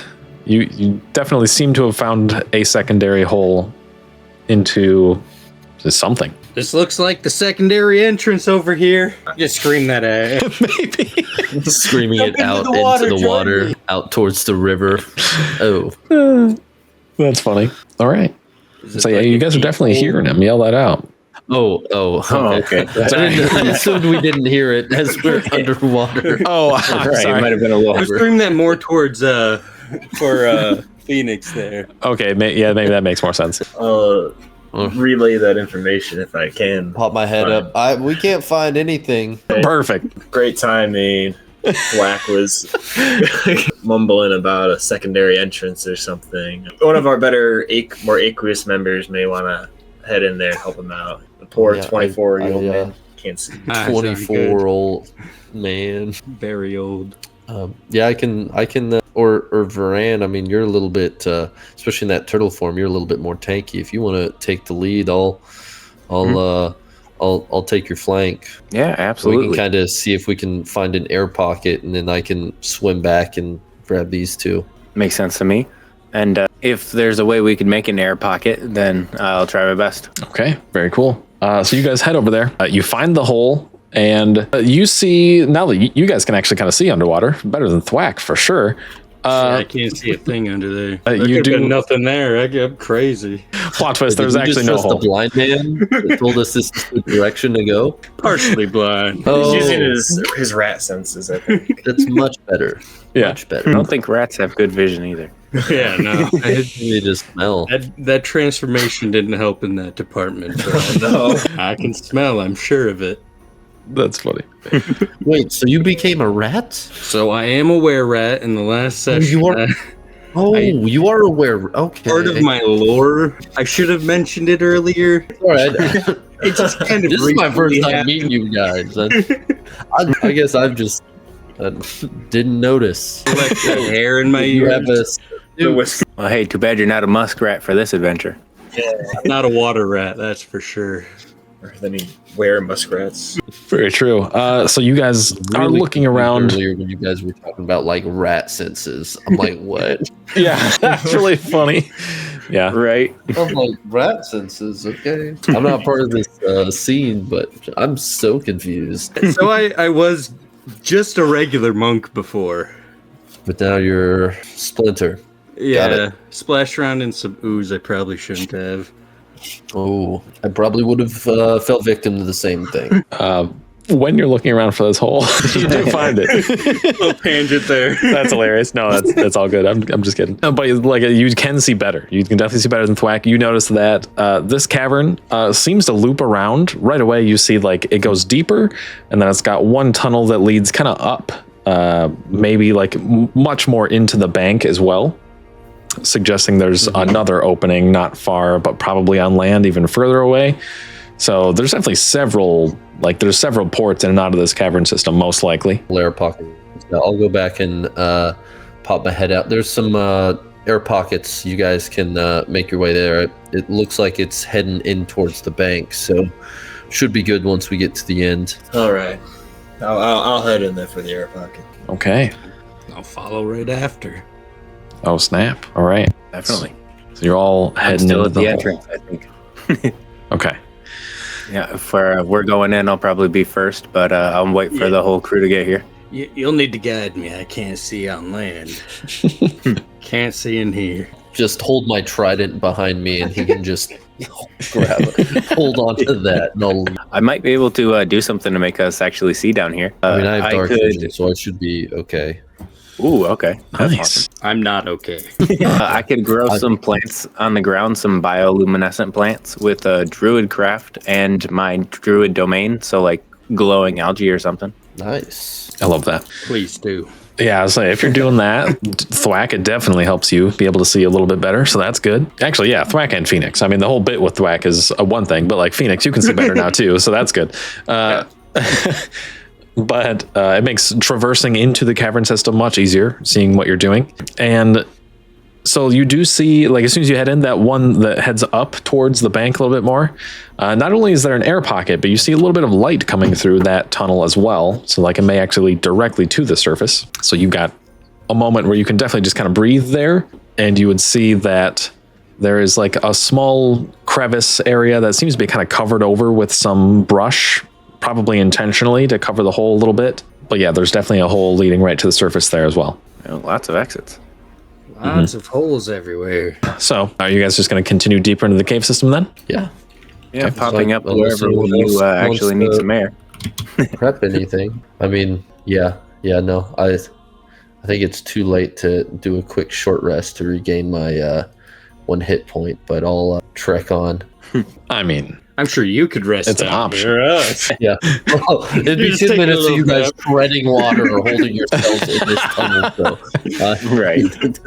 I mean, you totally could if you wanted to. Like that tunnel that leads up seems like it actually leads up onto land to the point that you could just be like, hey, here we go. We're on land now. Let's go back in. So like, Okay, you well, could do it if you wanted to. yeah, I mean, if you guys don't mind, I'll use one of my rest points and get back up to full health with a quick rest, not a short rest. 10-minute rest, I think it is. Yep. Okay. You've been swimming a lot. You deserve it. Thanks. Yeah, take a break. So you guys do take a little break just to kind of collect yourself and be ready. You're noticing there when you do pop up, there's like the brush you have to kind of like push out of your way a little bit just so you can comfortably be there. And there's a few spots where you can kind of like just hang out around the edge of the water before you're completely exposed. But you notice when you push the brush away, you push what seems to be like a hat out of the way a little bit too. There's literally just like a hat up there. Is it a cowboy hat similar to the gal that was? You look, and it is an extremely similar Western-esque cowboy hat. And a small chest there you see on land as well, all kind of like covered over with the brush a little bit. Guys, I'll just kind of like turn around with this cowboy hat. This looks a little bit familiar, right? Yeah, we got one of those. Yeah, Well, I too found it in this familiar. bush as well as a chest. I'll take the hat off and that I'm wearing. I assume I'm still wearing it, even if I'm. Of course. Let's compare it. Yeah, they're definitely very similar. Super similar hats. Not exactly the same, but like definitely similar. They have the same exact fit, interestingly, as well. Okay. Same size. So like a You guys 10 thinking gallon what hat. I'm thinking? Yeah, that lady was a hag, right? That's Well, I mean, she my- wasn't that nice, but like a Yeah. hag. What's in the chest? Just up on the hat, no chest. Hold on, serious question here. Are you just What? opening the chest? Yeah. I'm in rest mode. I think I'd just be like, this is weird. I'll just try to like throw it open real quick. All right, for fun. Just for fun, let's have you roll a d20 just for a fate check. Just for fun. It'll be for totally funsies. fine This unless you doesn't roll a sound natural fun. 1. Okay, no, 14. great. So you peek this chest open, and it is full of just like clothes and stuff. It's full of, especially there's a few dresses that you're seeing, and gosh darn it, some of these dresses are the same dress that merchant lady was wearing. Like, you swear, it's just wild. The bowl isn't in there. The brazier isn't in there. Nope, just some clothes. She just left her trash here. That's weird. And she said she didn't. Also, another point. She said she didn't have any more of these hats. We have a second one right here. What else was she lying about? Never trust a swindler. Yeah, technically, if you recall, when you asked, if she had more hats, she was like, yes, and then looked in the back, and then came back up and was like, oh, no, I don't actually. She was really confident that she had more hats, but Well, when we see her, we'll have to confront her about lying about having more hats. I'll demand more hats. That's awesome. Sure. So yeah, that's all that's up there. The hat and the chest. Doesn't seem like there's anything of interest otherwise. I will take one of these howdy doody cowboy hats. All right. Stuff it in my bag. It's pretty cool. I've heard about them. Excellent. Otherwise, you are all rested up now. Were you doing anything else? Oh no, I think. Well, while we're here, I think I'll ritually cast. I meant to do that first thing before we left, but I forgot to ritually cast Find Familiar. I'm gonna throw a mana point into it so that she gets extended spell delivery and familiar attack. Shelly does. Okay. And then, she'll just be on my shoulder. All right. That sounds good to me. And then I sent you the Shelly token. Oh, perfect. That's funny. I was going to make one real quick. Perfect. Okay. So that's excellent. Okay. So you have your familiar with you now as well. So that's good. All right, and basically, you guys were you heading just back into the cavern system then? Is that the plan? Yep, Okay. I think so. All right. Time to explore, get to the bottom of this. All right, so you're heading back into the cavern system, and there's one more pocket of air on the way to this, whatever happens next. But you do manage to refill your air, and you can kind of see the end of the tunnel, at least, especially Koraid Ken and Varan in turtle form. You can see what seems to be where this tunnel like resurfaces, and when you do see that, you notice, okay, I gotta adjust a couple things here now because y'all unlocked some special stuff here coming in the back way. So, all right. So you're seeing this little area. Ooh. Yes. Ooh. So you're seeing this little area, and whoever's leading the charge, but yeah, basically you just like pop up in that little hole there of water. Shelly's great. Cracking me up. Yeah. You give me access to move her. Oh yeah, absolutely. Sorry about that. Shelly moves herself. Okay, that should do it. Let me move it once. Okay, does it work? Yep, I can move it now. Perfect. All right, good, very good. All right, so so that's all good. Now, when you come up here, you notice a couple things. First off, it's pretty funny that you see a freaking large amphibious creature. Okay, first off, and you're looking right at its back. It looks. I'll just do this at the same time. Looking right at its back. Looks something like that. Over there in the distance, it seems just avidly looking at like this water hole. It's like looking into that water hole, just like staring it down. And then you're also seeing the hag herself just behind him. And she seems to also be looking in that direction. It's just kind of hanging out. So they're both just like avidly watching that water hole. And they don't seem to notice you guys where you are. 5 hexes. Cool. So what do you do with that? Just like measuring everywhere. No one's measuring that. Yeah. What do I do? Let's see how far. Bring out my protractor. Right. I'm assuming this is a stalagmite that's blocking, like that's standing between them, right? Yes, I'd say the big guy can still be seen, but would have like a half cover situation probably. The hag is visible to you though. Kinda, yeah.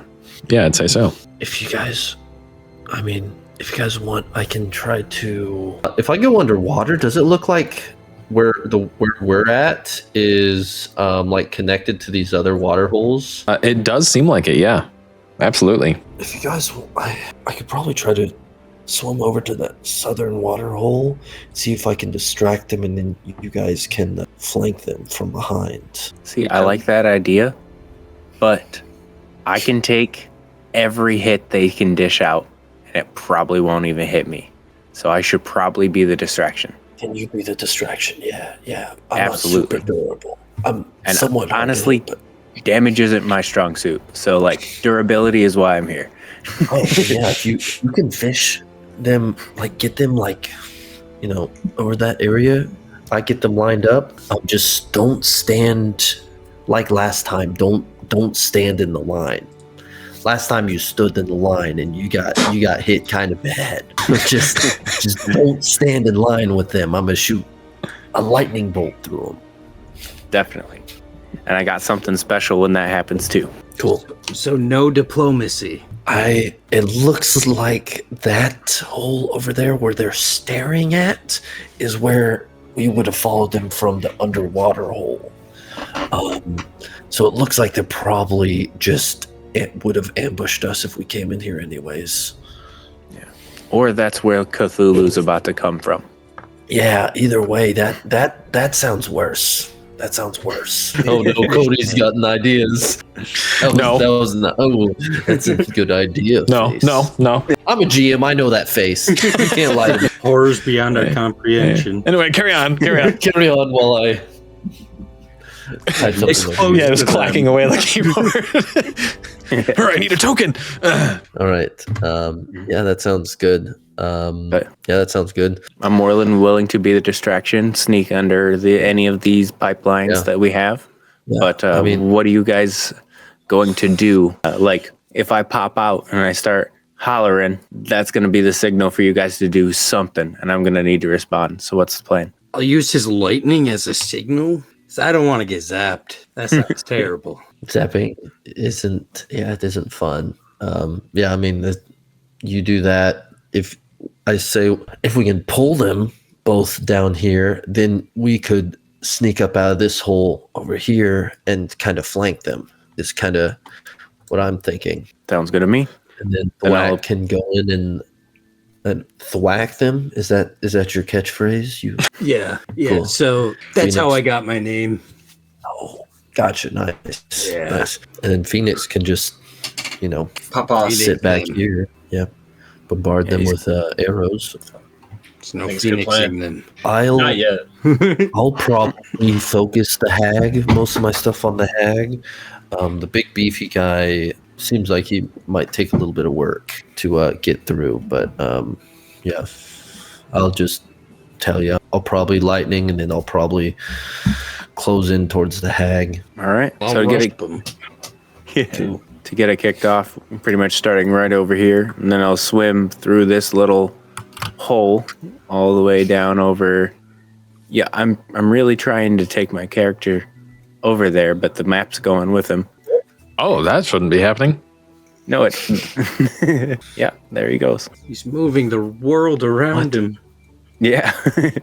Okay. See, I'll do this little tunnel right here and try to pop out in front of him. Be the distraction.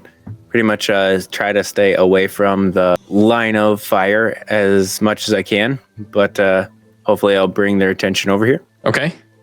Oh, lost Justin. He's on his way back, it looks like. Yep. Yeah, there he is. Okay, very good. Okay. So, I mean, it is they're just like staring in this hole, right?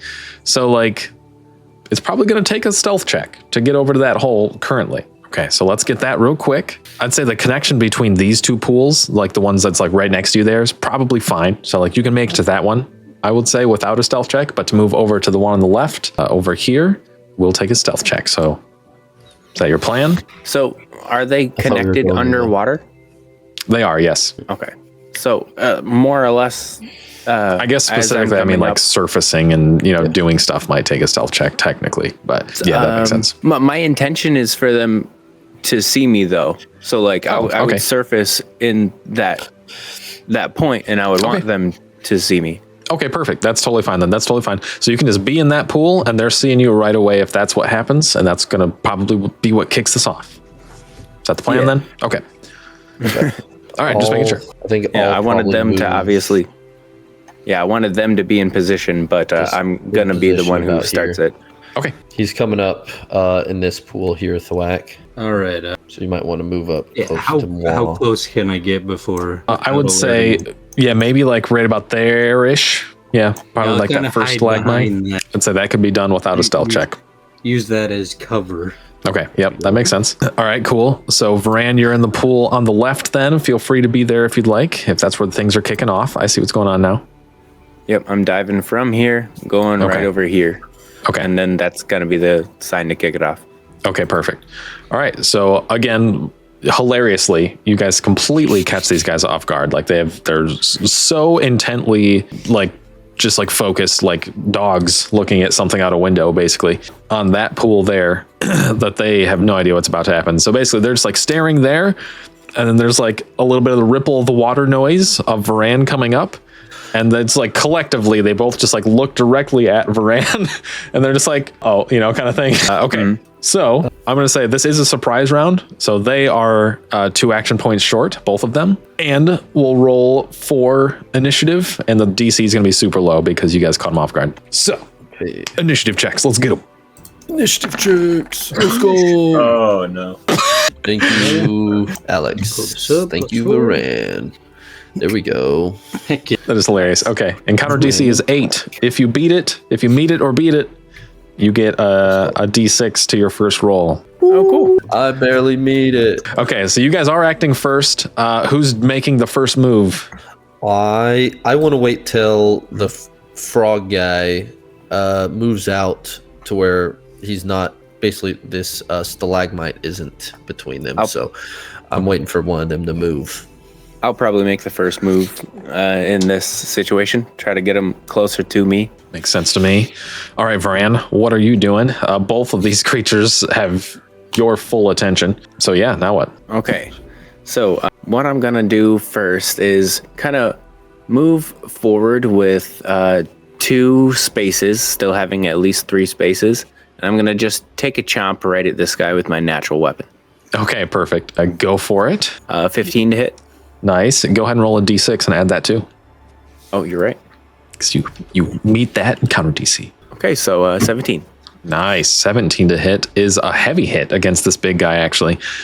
You see him, he like turns towards you, not very armored as far as you can tell, and he moves a little bit slower, at least right there on his feet. So yeah, you definitely hit with a heavy hit. What's the damage there? It's just 1 base damage.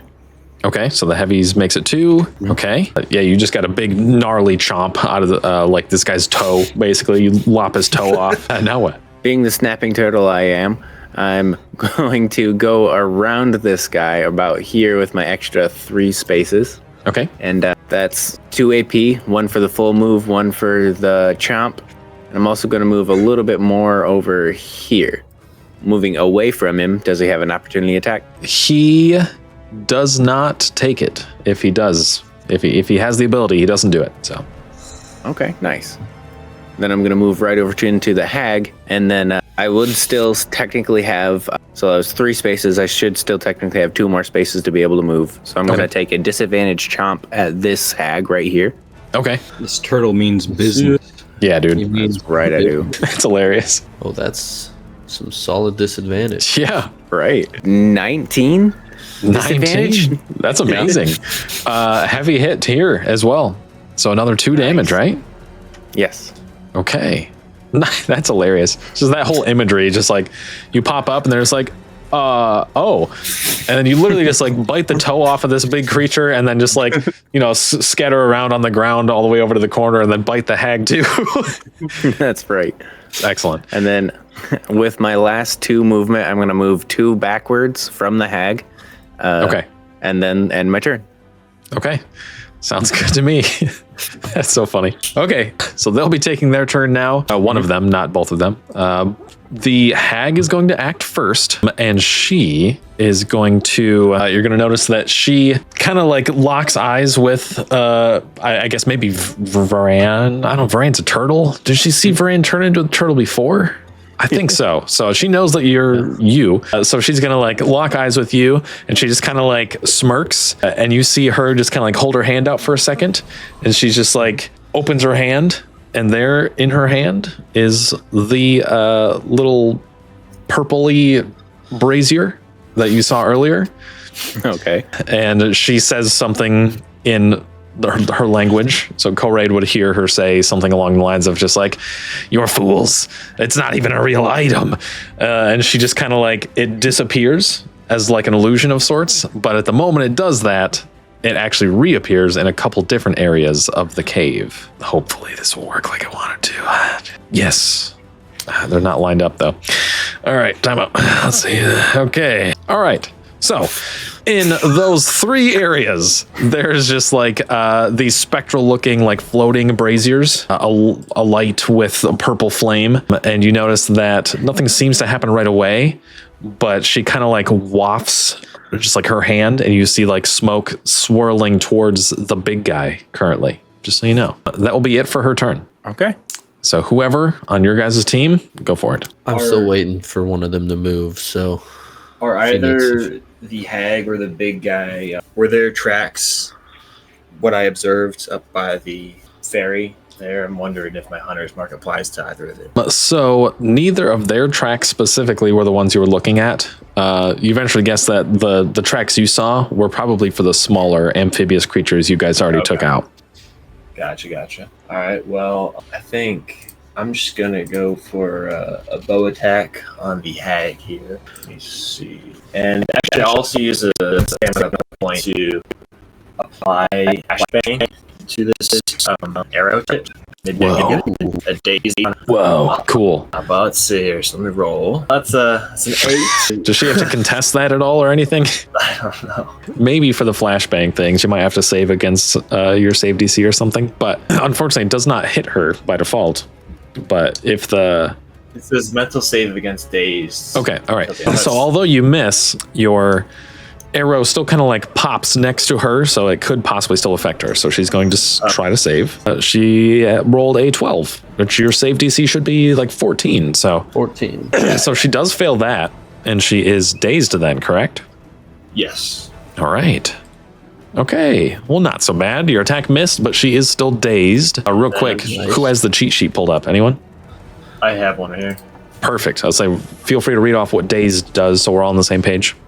Yep, so target becomes dazed. Next mental check the target makes has disadvantage. This Okay. includes a spell check.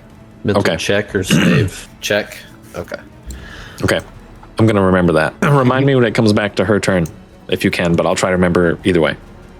Okay. All right, and then I think I'll just move a little bit here, and I'll end my turn prepping a dodge. Okay. Nice. Okay. Are you taking the dodge action, or is that a narrative thing? I just want to make sure. I'm taking the dodge action. Okay, nice. All right, cool. Don't forget that. The first attack against you has disadvantage. Okay.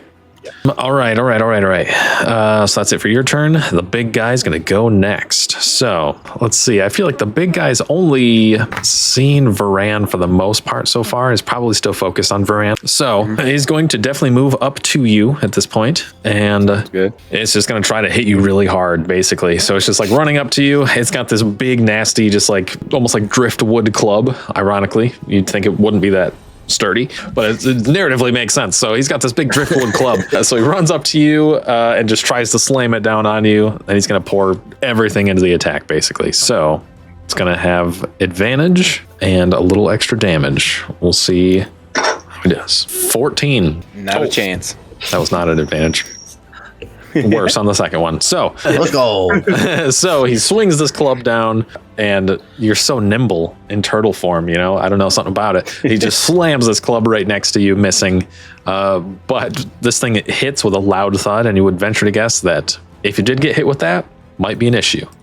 But that is it for his turn. You notice that maybe out of frustration, it starts doing this thing where it just kind of like opens up its mouth way too wide. And you see what definitely just looks to be like weird, like arcane gathering of just like a water ball like in front of his mouth.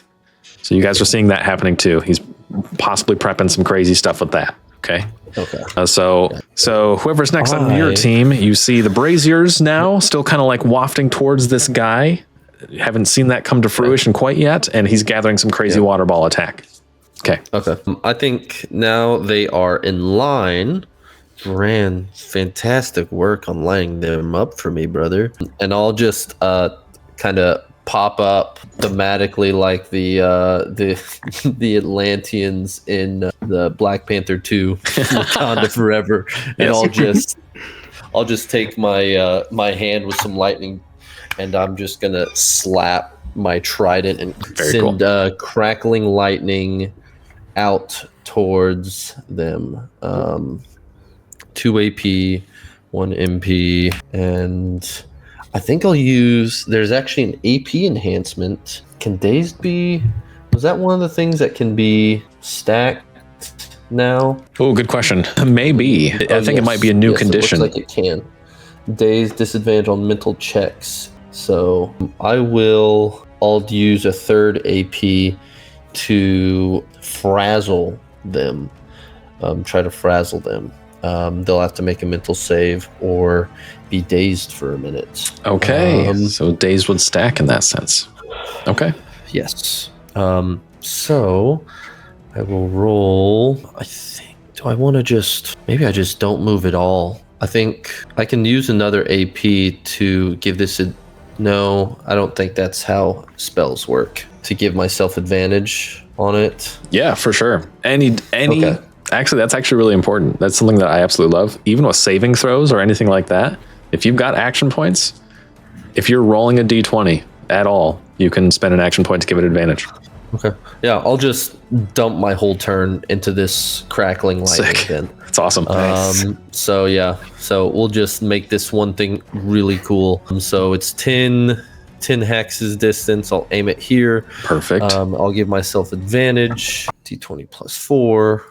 See, the first one is a natural 4. The second one is goodness, that is unfortunate. Did you beat the encounter DC? There's only 8. I did. So you can add a d6 to this as well. Oh, right. I forgot about that earlier for Phoenix's turn. That's Sorry. a 1. Wow. Wow. It's 11 to hit against their AD, their area defense. Oh, really? Yes. It hits the hag. It does not hit the big guy. Nice. So the big guy is able to actually just like shirk this thing off, but the hag definitely does get hit. Okay. Lightning.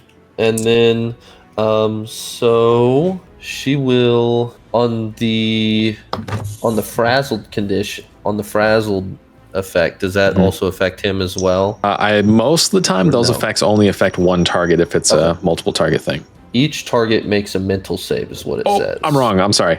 You're good. You're good. I didn't read it fully. I just didn't know if it, since it didn't hit them, if it would affect them. Yeah, that makes sense. She only got a 10. Okay, cool. Then she is dazed 2. He also only got a 10. Nice. Then she is dazed 1. That's hilarious. So even though his blubber kind of deflected the damage, it was enough to literally just kind of like lock him up for a second, like it tased him. So they both Solid. are. And and then she'll take 2 lightning damage. Yes. All right. And that is my turn. All right. And, she's believe it or taking not, 2 more damage. something special is going to happen too, because I just witnessed elemental damage in front of me. I have this new ability called Nature's Torrent.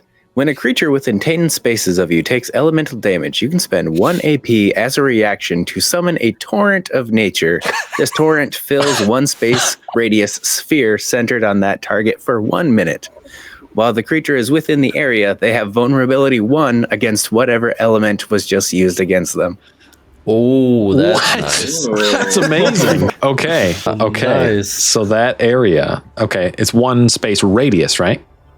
Yes, 1 space radius. Okay. Okay. Interesting. Nice. Well, so it'd be that size. Okay, yeah, you are able to move. Oh crap, you're not. Never mind. Well, if you want to draw your own area, feel free. I was like, you can move this too. You definitely can't. Here we go. It's not a perfect circle, but about there. Okay, perfect. There we go. All right, there we go. Look at that. Heck yeah. So like centered right on her, right? Okay, yeah, that's good stuff. Yeah. That's awesome. Nice. She's basically in a lightning whirlpool right now. That is so Hell yeah. cool. I love is that. Rad. That is rad. What a fun team synergy thing going on there. Okay. Yeah. Dang, what was the last thing that even happened? Okay, Koraid, you're wrecking these guys. That's what happened. Okay, so they're both dazed 1, and then the hag actually has a dazed from the previous thing, I believe, still. Okay. Yep. So she's got it stacked on her twice. That's going to be big coming up here. Okay. The rest of you guys will go because they took their turns. So whoever's left. Thwack. All right. Whack. The whack. So I see that lightning go off. I turn into my bear stance and kind of let out a scream, but instead of charging right at them, I'm going to make a little detour. So I'm using 1 AP to move. 1, 2, 3, 4, 5, 6. Yes. I want to see if I can't hit this stuff here. All right. I don't know what it is. Nice. All The right. smart one in the A little group. bit. That's what I like to hear. Very good. Okay. I see something new. I want to hit it. That's perfect. Okay, that sounds good. So you come over this way, and basically you are literally just trying to hit it, right? Yeah, should I roll for that? Don't even roll for it. It's like it can't move, it can't defend itself. It'd be literally just like kicking an object. You know what I mean? No big deal. So when you hit this thing, you do smash right through it, and it kind of like vanishes. And right away, the hag, like you see the hag's gross face like bolt over towards you in anger, and she just like growls at you basically. But yeah, that thing is destroyed because you hit it. That was a good idea. Looks like whatever you did worked. Right? Well then, let's see. 2, 3. Okay, I'm still gonna have to use 2. I don't think I can whack another one. I could get close to another one. That sounds like a good idea. That's probably the most I can do here. I'm just gonna get close enough to this one. It'll take my last 2 points to get close enough to it. Okay, Cool. very good. So Okay, I've got some setup at least for my next turn. absolutely. Nice. Definitely. I wasn't sure if it was going to be just like this spectral thing, and I'm wasting an action point doing nothing there. Right. Okay. Yeah. Surprisingly, your fist finds purchase in those puppies, and you like literally shatter them. They seem to be made of like a hard structure of magic of some sort, and so that's interesting. But okay, so that's it for your turn. Is there anyone on y'all's team that hasn't gone yet? I don't think so, right? Nope. Back Okay. to the top. Unless Shelly, I don't know how that works. Does your familiar work? Shelly, she uses my AP. Okay, cool. So I can direct her. Basically, I use one AP to give her an action, and then she can use her movement speed and take that action. Okay, I see. Okay. So we are back at the top then. Varan, yeah, what are you doing? Nice. Since I just saw Thwack do probably something pretty smart, I'm going to try to imitate that too. Okay. I have this like glowing purple thing right next to me. Just going to take one step towards it. And I do want to remind you again that like this mass ball that this thing's accumulating in front of its mouth is still getting bigger. And, you know, that's still a thing too, just so you know. But carry on. I just don't want anyone to forget that that's happening. Yep. Yeah. I can take it. All right. So definitely going in for a punch or no, a bite on this purple mist here. Okay. Awesome. Again, you don't even have to roll to hit. If you're spending the actions to hit this thing, you chomp right through it and it breaks quite easily. Like it's like the sugar glass almost, like literally just shatters right away. Nice. And And it then I'm just disappears. going to move right next to this guy so I can attack again. Okay, let's do it. Am I allowed to use techniques and maneuvers while in wild shape? Good question. I don't know what the rules are on that, but I would say if it's something that reasonably makes some sense, probably. Let's see. I don't normally have techniques or maneuvers, but with my level up, I got one technique and one maneuver.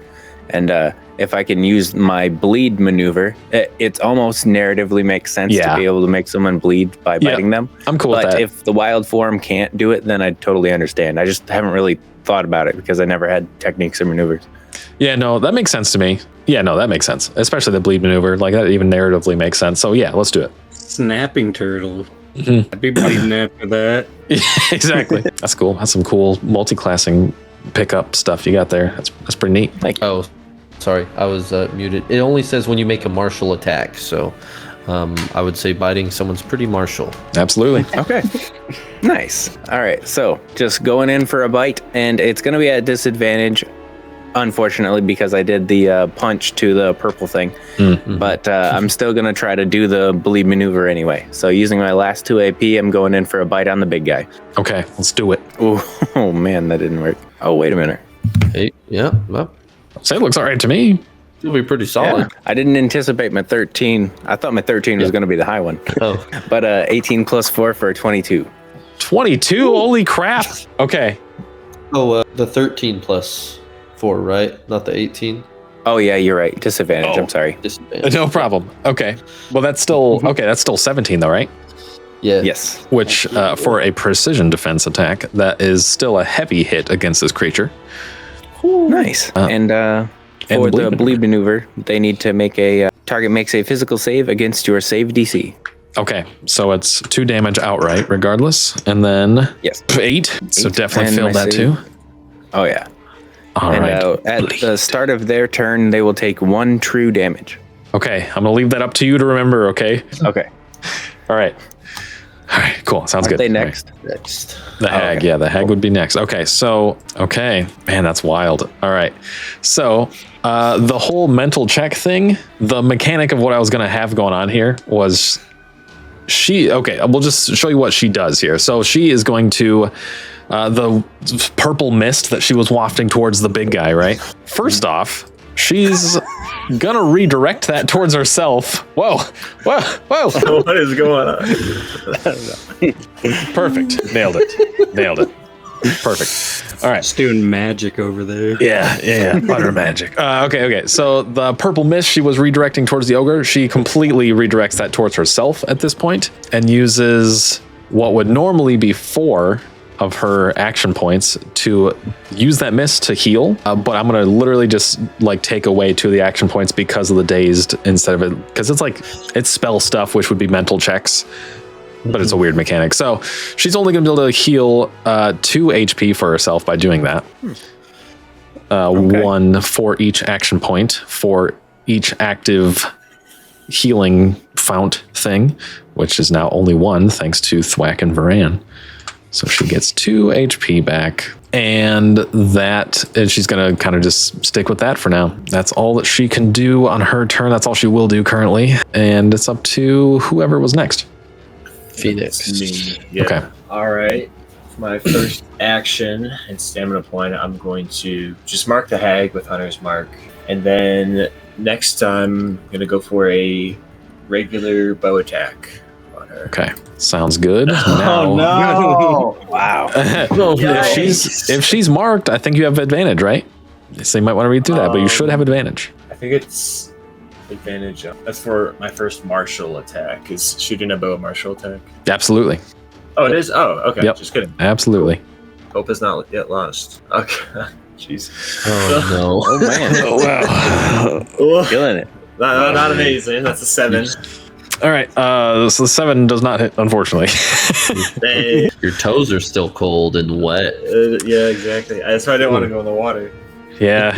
You are still, you're all wet. You're just throwing your stuff off a little bit, so it does, go wide a little bit. Sun was in my eyes. I'm going to use one action to feel shameful about that. My That's other a minor action. I don't know what else I can do. I'll just dodge again. You Okay. can use 2 action points to attack normally. You've only used 1 action point, so you could use 2 action points and attack with just Unless, regular. I guess, Hunter's Mark. I don't know if Hunter's Mark costs AP. Hunter's Mark is probably. an action.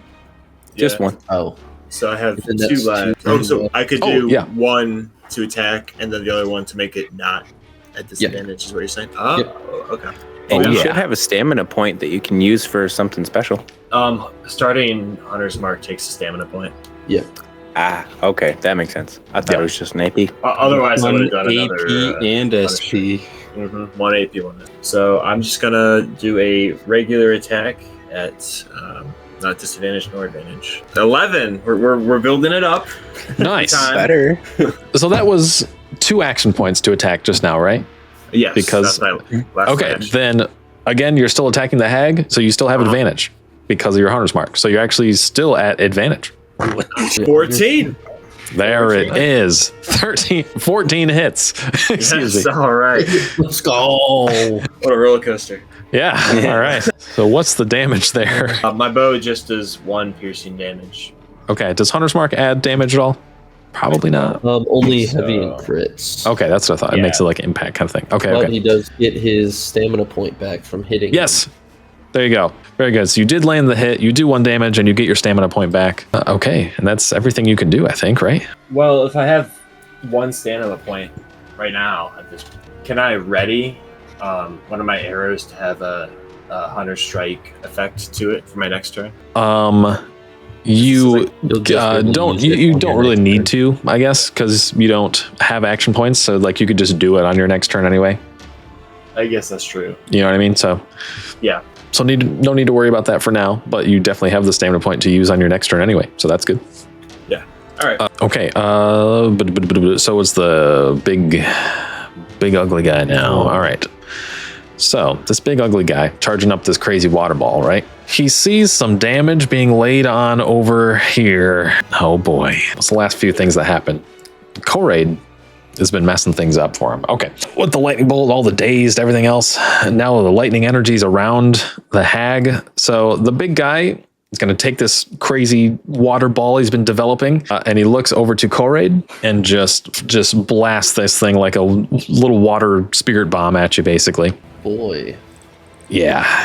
Okay. It's just going to be a straight roll. Also, please take 1 true damage. Oh, yes. Thank you. Yeah. Okay. Is he dead? Yeah, he dies. Look at that. Yeah, as he shoots this huge ball, I will use one of my AP as a reaction to cast shield to give me +5. My PD and AD. Okay. Nice. Okay. It is a 16 Against against AD. AD. That does hit. Just a regular hit. Okay. A regular hit? Yes. Okay. You take 5 force damage. Ouch. 5 force.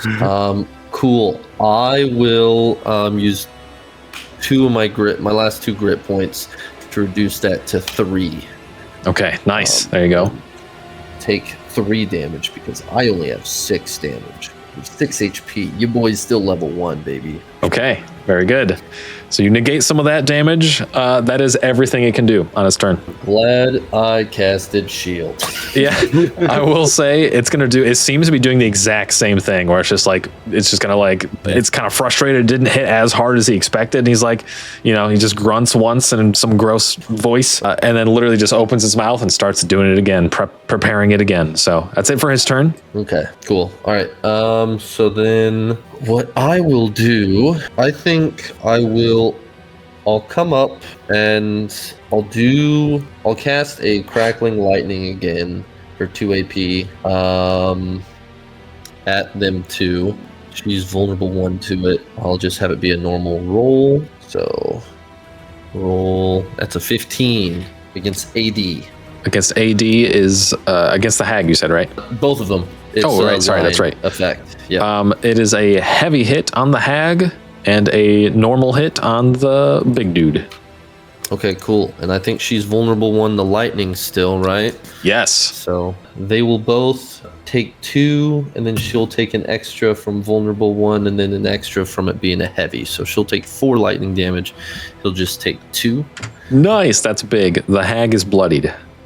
Cool. Then I think I will move out of the water. 5, 1, 2, 3. Do I have cover against the big guy right now? Yes. Right here. I would say you definitely have at least half cover. He's kind of big, so he could maybe make it work. But yeah, half cover for sure. Cool. And then I will just make a martial attack with my trident. I have reach, so I can reach her from this range. Oh, nice. Cool. So I'll just do that. Is an 8 to hit. 8. Does that hit her PD? It does not, unfortunately. Okay. Cool. Then that is my turn. Alrighty. Or no, actually, I couldn't have made that attack. I just moved to here. Actually, I will just, because I use 1 AP to cast shield.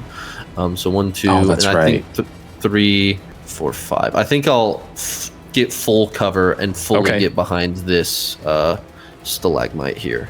Yep. And get Okay. full cover from the ogre. I agree. Shelly's still on my shoulders. Okay. Perfect. There we go. Okay. All right. Very good. They both went this round. So who's next for y'all still? The whack. Believe me, yeah. Okay. Do I still have my D6? Is that what that was?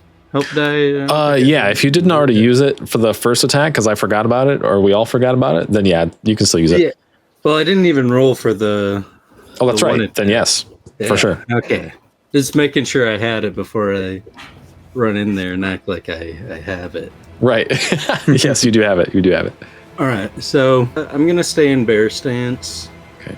And I'll punch this thing. Okay. Sounds good. Destroy It's the one and last done. one. Let's see what happens here. Yep, it's one and done. No check required. And that thing just shatters into arcane pieces and then disappears, basically. Does anything happen to either of them? No, the hag just seems really upset. Just like really frustrated at this whole thing. She could have been setting us up there. We could have been doing exactly what she wanted. Also, you'll notice that the hag is looking not only upset, but kind of panicked. Like she's looking around. She's looking at some of the pools of water near her. Just so you know. Carry on. Oh man, I don't think I can get close to her. I could, but I then couldn't do anything. There's 3 action points. I really don't think I can get close to her. Yeah, no. I don't think it'll be possible. You get next to the big. I can get next to him if she's the looking like text. she's gonna run. She's probably gonna run again. They always run. You're definitely seeing the whole like self. There's a yes, self-preservation. Thank you. You're seeing that instinct kick in real quick. I've seen this before in a rat. What? Where? Never heard of that place before. The guy who turned me, he loses 1 finger. He gets out of there like that's some big deal. I wish I could get closer. All right, I'll use 2 AP then on movement to get close to this guy. Okay. I think that's enough. I don't know if 1, 2, 3, 4, 5, 6. Yeah, I'm fine. Yep. And then I'll just deliver a punch. Iron All right. Bond, and that has You have a flank disadvantage? bonus from Varan as well, so you're getting a +2 to whatever you do. All right, is this with disadvantage though? Yeah, attack that thing. Oh, yeah, I guess so. Yeah, technically, yes. All right, I'll roll twice here. That's 10 base. You said add 2 for the flank. Yep. Was that just a regular D6? Yep, 2 more, so 14. 14 against precision defense, right? That Yeah. does hit with a normal hit. Alrighty, Oh, 1 it's with damage. disadvantage? Yeah, Yeah, that's my second attack. Oh, Technically, right. even if I didn't roll on that, I do have to use an AP to attack it. Wouldn't it cancel out with? Oh, the flank is sorry. Yeah, you guys just right, had yeah. this whole conversation. Yeah, you're good. You're good. You're I good. blanked out for a minute. You're totally fine. But I it did lose hit. things just said so easily sometimes. I'm just thinking about what I'm gonna do next, and then it's like, okay, other things are happening. Yeah. All right. I mean, that's about all I got to give. Okay. 1 damage to him. So you basically would've liked start, to get bigger, but break the crazy magic brazier thing, sprint over there, and just like punch this guy in the side, and he's just kind of like looks over at you like, "Why'd you do that?" I'm sorry. Gathering his water ball too. I forgot that's still a thing. Okay, but that was it for Thwack then. Yeah. Okay, I'm already lost track. Is it Phoenix's turn? Do we already do that? It's Phoenix's turn, right? Have rain. I think I already went this turn. Oh, you did. That's right. Just kidding. All right, back up to the top. All right. So it's not really looking like they want to hit me. So I'm going to go ahead and just drop my turtle form and just do some stuff to make sure that the hag can't run away. It's Okay. free to drop my wild form. Cool. So cool. I'm just going to just do that, basically minor action. And then Tethering Vines is going to be cast on the hag. Hopefully I can hold her down for a little bit. Nice. Very good. Just 1 second. I actually got to bring it up in the rules. You're good. I don't have it on my character sheet because it didn't fit. Oh, Yeah, we need more empty space on these. 3 space radius. Yes. totally agree. It's a lot of information. I really missed the 4-page character sheet. That was the bread and butter for me. Yeah. Yeah. Yeah, I'm really excited for when Demiplane does the character sheet because I know everything will probably just be like links and like drop down boxes and stuff. So you don't have to, take up as much space and stuff. But at least that's how I would do it. That's how it is in D&D Beyond. So I'm like, that's how it's going to be for sure. So choose a space within range. Vines and weeds sprout up around the ground in a 3-space radius from the chosen space, making the area difficult terrain. Make a spell check contested by a physical save from all creatures in that terrain. Success, the creature is tethered. All right. Other than Physical you, save. so you could put it on you and her and that ogre, probably, right? 3-space radius. So if I started from about right here, I could probably fit both of them in. But I don't Pretty know big if radius. it affects you after that. No, it shouldn't affect me, I don't believe. Cool. Oh, Ultra Bros. 3-space radius when it comes to the hexes would be... Have it center on corners is usually what I do for measuring. Okay. So then Is there also a way to just make a normal circle instead of a ellipsis? Yeah. Oh, no, not necessarily. But after you make it, you can resize it. So you can just make it a circle and then resize it. you could, if you do the measuring thing and you can have it linger, click on the linger deal. So then you can have it linger and then you draw your circle to shape with it. Whoa. Yeah. I didn't realize. discovered that like 3 weeks ago for like a beholder's anti-magic eye. And I just had a cone that lingered there, just showing where the eye was so I could keep moving it. That's cool. Nice. Yeah, I really don't know how to get these circles circular. Ellipses. I guess I can change let me change the measurement to be actually 3 spaces, 3 hexes. There we go. Oh, there you go. That's a big old area. That's great. Yeah, cool. Then Yeah, it's big. yeah, here we go. There we go. Nice. There it is. There we go. Perfect. There's a little lightning ball inside of a big vine ball. Yep. Okay. So the green area is the size, correct? Yes. Perfect. The Awesome. big blue circle doesn't need to be there, I don't believe. Okay, no worries. Get that out of there real quick. Okay, so the big green one is that where you want it? Okay, perfect. All right, sweet. Okay, that's huge. So she has to make a physical save against, both of them do actually, against your save DC, right? Yes. She actually did surprisingly well with a dirty 20. Actually, it's make a spell yeah. check contested by a physical save. Oh, okay. So hopefully the spell check can beat that even. Oh, he did terrible though with a natural 1. Hey, yo, that's what I like to hear. 13. Okay, so she managed to save, but the ogre definitely did not. Okay. The ogre, whatever this thing is, water ogre. Froger. See. Froger. That's amazing. I know, I'm pretty amazing. That for real though. All right, that was the best. And then after that, that's just 2 AP for me and 1 MP. So I think I'm just gonna try and hit this sea hag with my chain whip. And it's got reach, so I don't even need to move. And I'm also going to do one extra thing as well. I'm going to empower it with a stamina point and use my smite ability. Oh, okay. Yeah, the full multi-class coming out here. Yeah. Yeah, and now it's official. Varan is half a spellblade. Oh man, that's sick. And the smite just gives 2 elemental, or actually not elemental, gives 2 damage of my specific chosen type, which I chose psychic damage. Okay. So it's 1 Cool. slashing damage for my chain whip, and then 2 psychic damage when I hit. Oh my gosh. All right, well, let's do it. I really want it to hit. You're telling me. Doesn't look like it did. Oh, great. 111. Yep. Total's 11. Okay. Against physical defense. Yes. The I'm physical sorry, effect. precision defense. It You're right. unfortunately does not hit. Okay. Darn. Lame. I think You got to try, the you know. smite lingers, Yep. doesn't it? Okay. Let's see. Oh yeah, I don't know. Maybe. I think the smite is like when you hit with your next attack. What is the smite on this thing?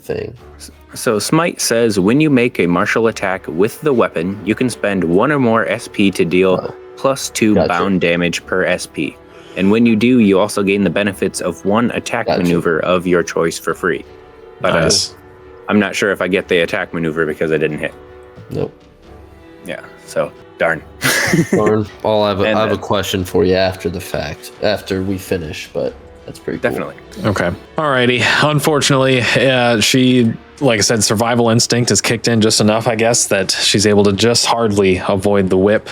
But She's in difficult terrain. He is. She is in difficult terrain. Okay, and it is her turn, right? Yep, I think that's it for me. Okay. Actually, What's up? 2 AP for my spell, 1 MP for it as well, 1 AP for the attack. And it doesn't say that I need an AP for the smite. It just says I need an SP. So I think I still technically have 1 more. You definitely do then. 100%. Okay, very nice. Yeah, if Smite doesn't take an AP, then Run that And- blade back. I think I'm going to release my druid domain because I believe Okay. at level 2 I get 1 more mana spend limit. Like I can Ooh. use 2 MP. Or is it that at level 3? I think it level tracks 3. whatever your combat mastery is. It's the same as that, so I think it is level 3. Man. But if you And I have almost have an nothing. if you have an MP, you can still do it. You just can't do more than 1 MP. Oh, is that what you're saying? If it only costs 1 MP, you can still do it. I can spend more than 1 MP in a turn. Yes, you just can't on a thing at once. You know what I On mean? a single thing, you Right, right. can't. So you definitely can't can't do it. cast 2 MP on one thing. Right. Okay. So yeah, for sure, totally doable. All right, well, shoot. Well, I got plenty of MP since I barely even used it. So, Druid Domain, 8 spaces. And it's going to be covering up the spaces pretty much around the back of the hag. The first domain space has to kind of like be in front or touching me. So, oh, we're still on ellipsis. Can I do that one? All right. So it's pretty much just going to be like this. Just worming the way around, kind of like backing off this area right here. These 6 spaces and then the 2 squares right next to her. Okay, sounds good to me. It's kind of like reaching off a little bit jankily, but Oh, I see. It's the nearest So water hole, it's- basically, it's that you're blocking there, off. Here, and then what, like these ones here? Yeah. Okay, cool. Sounds good. Okay, just basically 8 squares. perfect. That's great. Okay, Anything nice. that's not covered by the tethering vines is what I'm trying to get at. Okay, I got you. And then some spots that are even. All right, cool. Yes. All right, very good. All right, so you managed to squeak out a few more things still, so that's good. There we go. Okay, and now it's her turn, and she's thinking really hard here. What's she doing? Oh boy. You know what? I kind of like. Oh man. Okay. So what if, man, this guy's still here. Froger's still got a lot of life left. She's looking panicked for sure. What does she even do? Does she try to just, all right, fate rolls, here we go. Okay, so basically she's just gonna kind of like go down to her knees for a second. And you see her kind of just like throw her hands up, and she says something to Froger over there that Koraid would hear, and basically it's just something along the lines of like, Stop attacking them. We have to reason. They'll best us. so this thing literally just kind of like the water ball is just like gathering, just like completely stops, and he just kind of like swallows it, and he's just like looking around at you all. She's wanting to talk. I'll say in common, but it sounds like she's wanting to give up. And she'll kind of like desperately look in your direction too, Koraid, and like keeps talking because she recognizes that you can understand her, kind of thing. Mm-hmm. And basically, yeah, she's like, stop, I surrender, don't kill me, kind of thing. Yeah, can we trust her by this point? No, but let's see what she has to offer. What happened to the ferryman? She looks a little nervous. She's like, "Oh well, I have a family to feed. Unfortunately, he was the nearest prey that was easy to get. You know, When you have a whole river, as a sea hag, you know how abundant food is within the river, I would assume. yeah. Well, surely. I mean, you see, my biggest son here, he needs a lot. There's only smaller fish in this river as far as, hunts go, and the ferryman was just right there. I just had to lured him in with a little bell whistle sound, and it was easy. Varan, do you speak Elvish? I do. Actually, I'm fluent.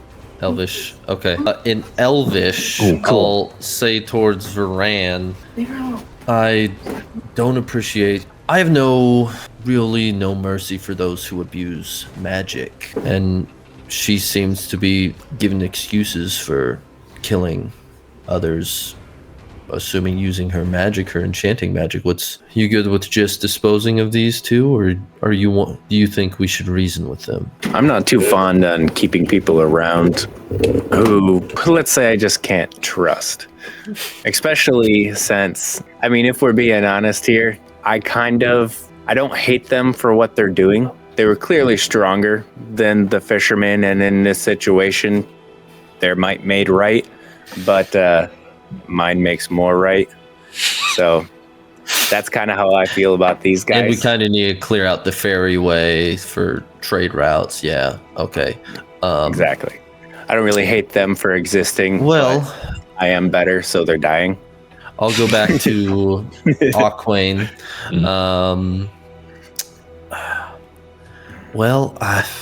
We really aren't accepting that reasoning for killing another sentient being. Make your case. That's hilarious. Okay, and so she kind of just like she's like, well, I could. Surely you could understand. We could come to an agreement here. Maybe I could just leave. I'm a politician. We can, of course, come to an agreement. I'll kind of lean up against the stalagmite. What do you have to offer? Are they talking in a different language right now? 100%. Yes. Yeah. So they're literally just kind of going back and forth, and you guys are just kind of like looking at each other. The Froger is also ironically just kind of like making eye contact with you guys, and just kind of like but yeah. So she's just like, well, what would you need? We could be of service, perhaps. And we could just pretty leave powerful and guild. What kind of services would you be able to provide? What was the little wispy trick that you had done earlier? Well, that's a very specific learned magic. I'm sorry that I deceived you earlier to sell you an item, but the item I sold you was just a cup, or I would have sold you just a cup once you actually got a hold of it. Nothing special. I know. I'm sorry. Listen, I know it's not on the totem pool. I know it's not helping my case, but that's just. Listen, that was in the past. But I could maybe teach this magic to others. It's an incredibly powerful healing magic. How do we know we would be able to trust you? I know. I don't know. I suppose it'd just be up to you. But pretty tricksy. What are you two discussing over there? Neither of you guys speak Elvish, I'm assuming?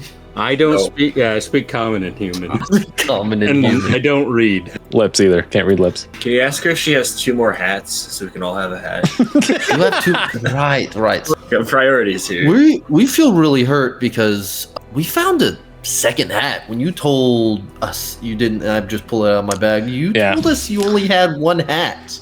She's We like, found the second hat. I thought I had it with me. To be honest, I really did. I mean, I even looked for it, and then I realized I left it here. I have more hats. Oh, you have more hats. I think in Elvish, I think I'm just gonna be like, take her out. Ask her if she knows how to operate a boat. Do you know how to operate a bow? And I'll just squeak the Elvish in while I'm still having this conversation.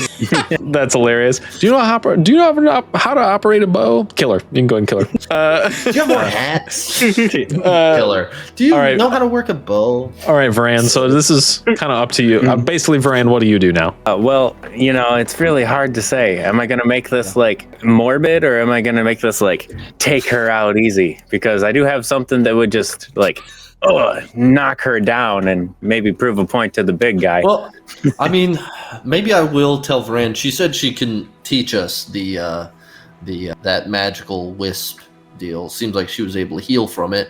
I don't know if I could learn from it, but I don't know. I mean, again, keeping her alive seems more dangerous than a small, wispy healing spell. That's true. I don't like liars. Yeah. Okay. Yep. Take her out. Yeah. Do you know how to use a bow? Okay. So, Varan, what do you do? Well, She's fully distracted. Yeah, fully exposed. Like whatever you do, it's one shot her. So I would just take my chain whip, wrap it around her neck, and then instead of saying smite, I would just say recall. And because my chain whip is basically Thor's hammer, I'm just gonna the back of her neck. that is insane. That is insane, bro. Okay. All right. That's fantastic. So That you is do great. exactly that. That's very creative. Go ahead and so I'm gonna have you. What's your intimidation check like? Is it worse than a attack check? Yeah, it is. Okay. All right. So as an intimidation check, give me an attack check. Okay, cool. That's crazy. That's brutal. I said it was brutal. Pretty stinking Dirty good 20. with a dirty 20. Okay. All right. So this is going to be pretty fun, the way this is going to work. So she's like, I've held a bow, and then the whip wraps around her neck instantly, and then is recalled to Varan, and she like hardly has enough time to widen her eyes before her head just like falls off.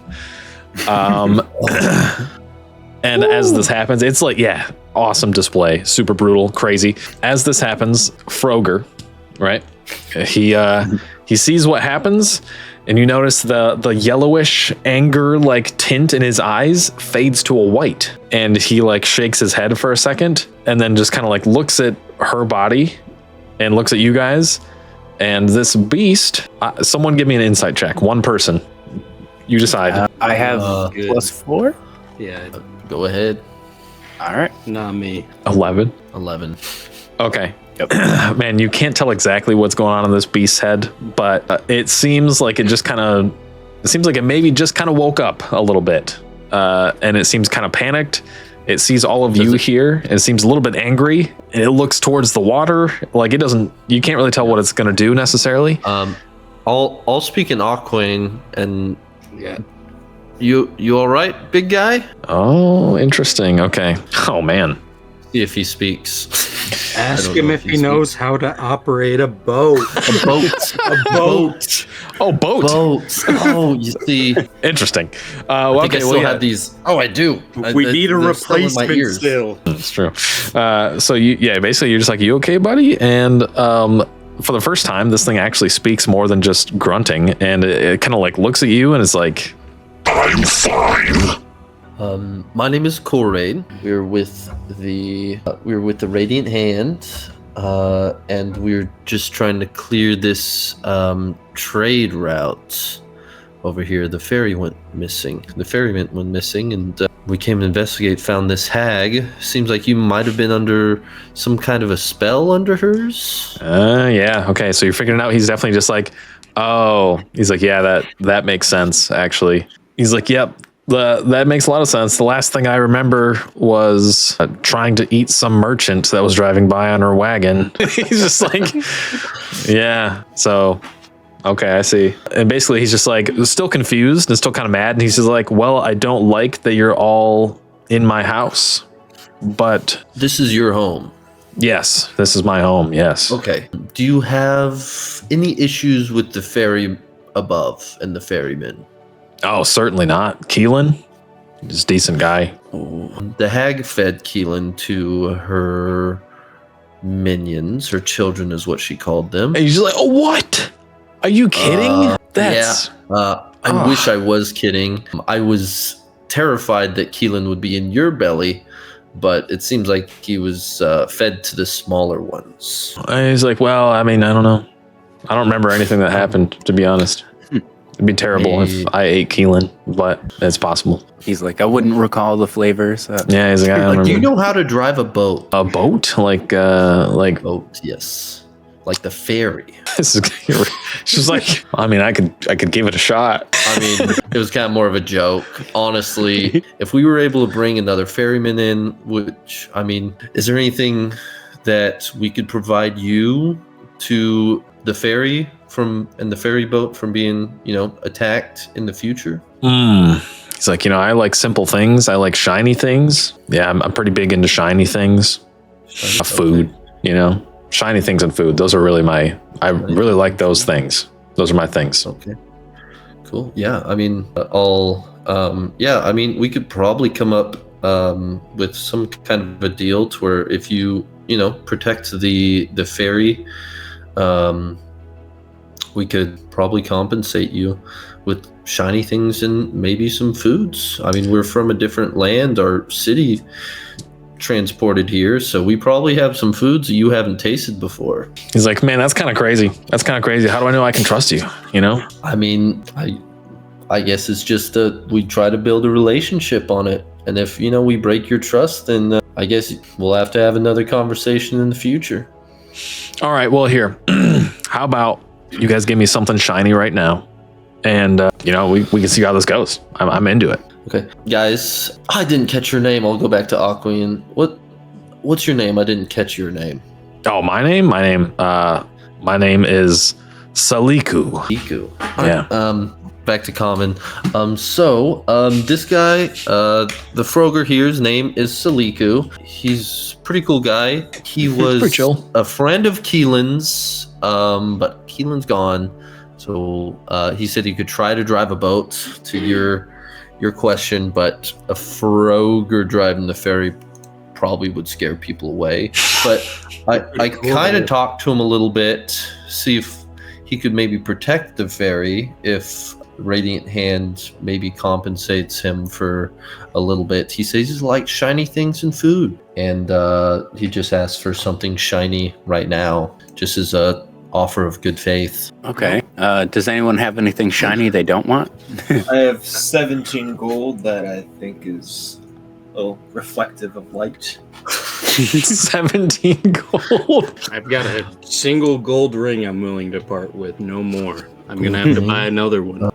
I have some gold pieces as well. We could offer him. Anyone have any? I mean, we have a ring that seems like I also bought rings the same time nice. Thwack did, so I have 2 rings as well. Got some cabbage in my pocket. That's a little cabbage. soggy. Might be a few days old. Soggy, wet, old pocket cabbage. Yeah. I mean, I have a few shiny seashells from home. I could probably throw a couple of those in as well. If we want to do that. These are kind of what we use for currency, but no one really takes seashell currency here. So, have you tried? Yeah, they're just they tell me we don't take shell currency. I don't. I'm like, it's real money. Just take it. Right. The bank won't take it, is what they tell me. So I don't know. The oysters are $5. The mussels are $1. No one gets it. No one gets it. No one gets it. Then the hermit shells. No one knows what to do with the hermit shells. All right. Yeah. I mean, if we want to offer him, what do we think? Just a ring and a couple shells. I'll put forward 1 gold ring And if he wants the cabbage, I'm willing to part with the cabbage. Is it bad cabbage? It's probably not good by this point. Okay. It's coleslaw now. He said he likes food, but I would assume he likes good edible food. Has he But ever had appreciate the cabbage offer. before? There is I some mean, food on the floor. The grass? You're, Not the hag. oh yeah, her too, I guess. Hag to him. The grass, the druid domain stuff. I'll hold out the gold ring, and I'll throw 5 of my seashells in there, and then ask, is this offer good for you? He looks at it and takes one just big old hop to actually like be next to you kind of thing, wherever you actually are, even if it isn't whatever. He takes a big hop, he lands next to you. Dude's friggin' huge, and he's just like looks at it. He's just like looks down hard, so like his eyes are kind of like cockeyed, and he's just like, yeah, I think that's good. Yeah, that's good. I like that. That's good. All right, well, I'll just kind of like dump it into his enormous hand. Yeah, exactly. Just webbed fingers, and he's just like, looks at him. He's like, Yep. those are shiny. Those are good. That's great. And those are seashells from ocean on a whole other plane. So those are those are very, very unique. Take care of those. I will. So now what you want? I protect the river? Was that the plan? I protect the river. I protect the. Yeah. I mean, whoever takes Keelan's place. Protect the ferry. Just keep an ear out if you hear anyone messing with the ferry. Anything, if you could just assist them, that would be appreciated. And then we'll talk with the Radiant Hand about a regular thing in the future, getting you shinies or food. Yeah. No, that sounds good. I like that. If I get more shinies, I'm happy. That's fine. Cool. Yeah. Always love the troll under the bridge. That's a friend. Yeah, he's like, that's awesome. What's a troll? It's just the big guy that protects the bridge. I'm kind of like that. Okay, I get it. Yeah, the water bridge. It all makes sense now. Very. Yeah. Cool. But yeah, well, I think we'll take a look at her body, see if she has anything good on her, and then we'll just kind of skedaddle on out of your home. That sounds great. Are you guys gonna eat that? No, you can. I just want her belongings. I don't think you. Awesome. I'll go back to common. You guys don't want like a bite out of her, right? You guys don't. Just out of context. Just you guys didn't want to eat her or anything, right? I mean, I might give it. No, I think I'm good this time. Yeah, you already got a bite out of her. That is hilarious. Okay. No, my rat senses are kicking in right now. I'm a whole new man. Yeah, we'll just we'll search her body. And does it look like she has like any other belongings down here, or is it just that stash that we saw earlier? So any more hats? So we're gonna streamline a couple of things now. Basically, when this whole situation's all set, you guys are safe. You're able to kind of like peek through her whole lair a little bit, and you do find a few things that she's got stashed here and there. You find several gemstones that you venture to guess are going to be worth something for sure. On her person, you find a very really flawless ruby on her that seems definitely like it's going to fetch a decent price. Yeah, you venture to guess she was just going to use these things for spells, probably one way or another, something like that. She doesn't really have any belongings down here otherwise. But kind of leaving her lair area back up that small, where she had the small stash of like the chest and the hat, nearby there are a few other things like crates and boxes that she seems to have stored a couple things in, like more clothes. She's got like 7 hats that are all like the vintage Western style hat. Yeah, I knew it. Yeah. Shelly gets a hat. Yes. We can leave all the extras at our house. Yeah. There you go. So you do get some hats. But the best part about this, once everything's all set, is there anything specific you guys wanted to make sure happened before you head back to the Vanguard and report everything and all that? Is that cup here? Did we get the cup that she tried to sell us? I think that... Interestingly, her wagon is not something that you find. And you venture to guess the cup is with that still somewhere. The wagon wasn't real. There was no wagon. But... it's all the things worth finding, basically. You loot through the place, and if there's nothing else you wanted to do, you are able to sell that stuff when you get back to the Radiant Vanguard. and you guys collect a sum total of 1,200 gold. Okay. Profitable. All right. That ain't So, yes, So we need after to get selling all the 300 gems, Gold. 1,200 gold total. So I imagine you're, whatever. Split amongst 4-way ourselves. split. Yep. Leave none for no one else who might be They get around. theirs. They get theirs later. All right, I mean, I'll take 300 gold. Yep, split evenly, 300 gold for each of you. And ironically, this is one of the first missions you guys have, I think literally all of you have been on that's like, wow, we got paid. Yeah, immediately. Ours we got the mage mission. We got that big chest that I think had That's true. money in it. That's true. Yep. That I don't know how much we came back with. I can't find those notes. So Yeah, I forgot it that too. money doesn't exist. Our one mission, I mean, we lost gold afterwards. That's true. That was funny. That is true. But really, yeah, you guys would make it back. You report everything to the Vanguard. You were able to sell the gems and get that money. And that pretty much wraps this one up. One more hex actually neighboring Enza cleared. Y'all are going to have to start traveling a little further for the next few sessions, I imagine. Hell yeah. But that's We're near that. the mountains. Yeah. Oh, the mountain guys are gonna have to show us the way next time. Yep. Yeah, I guess so.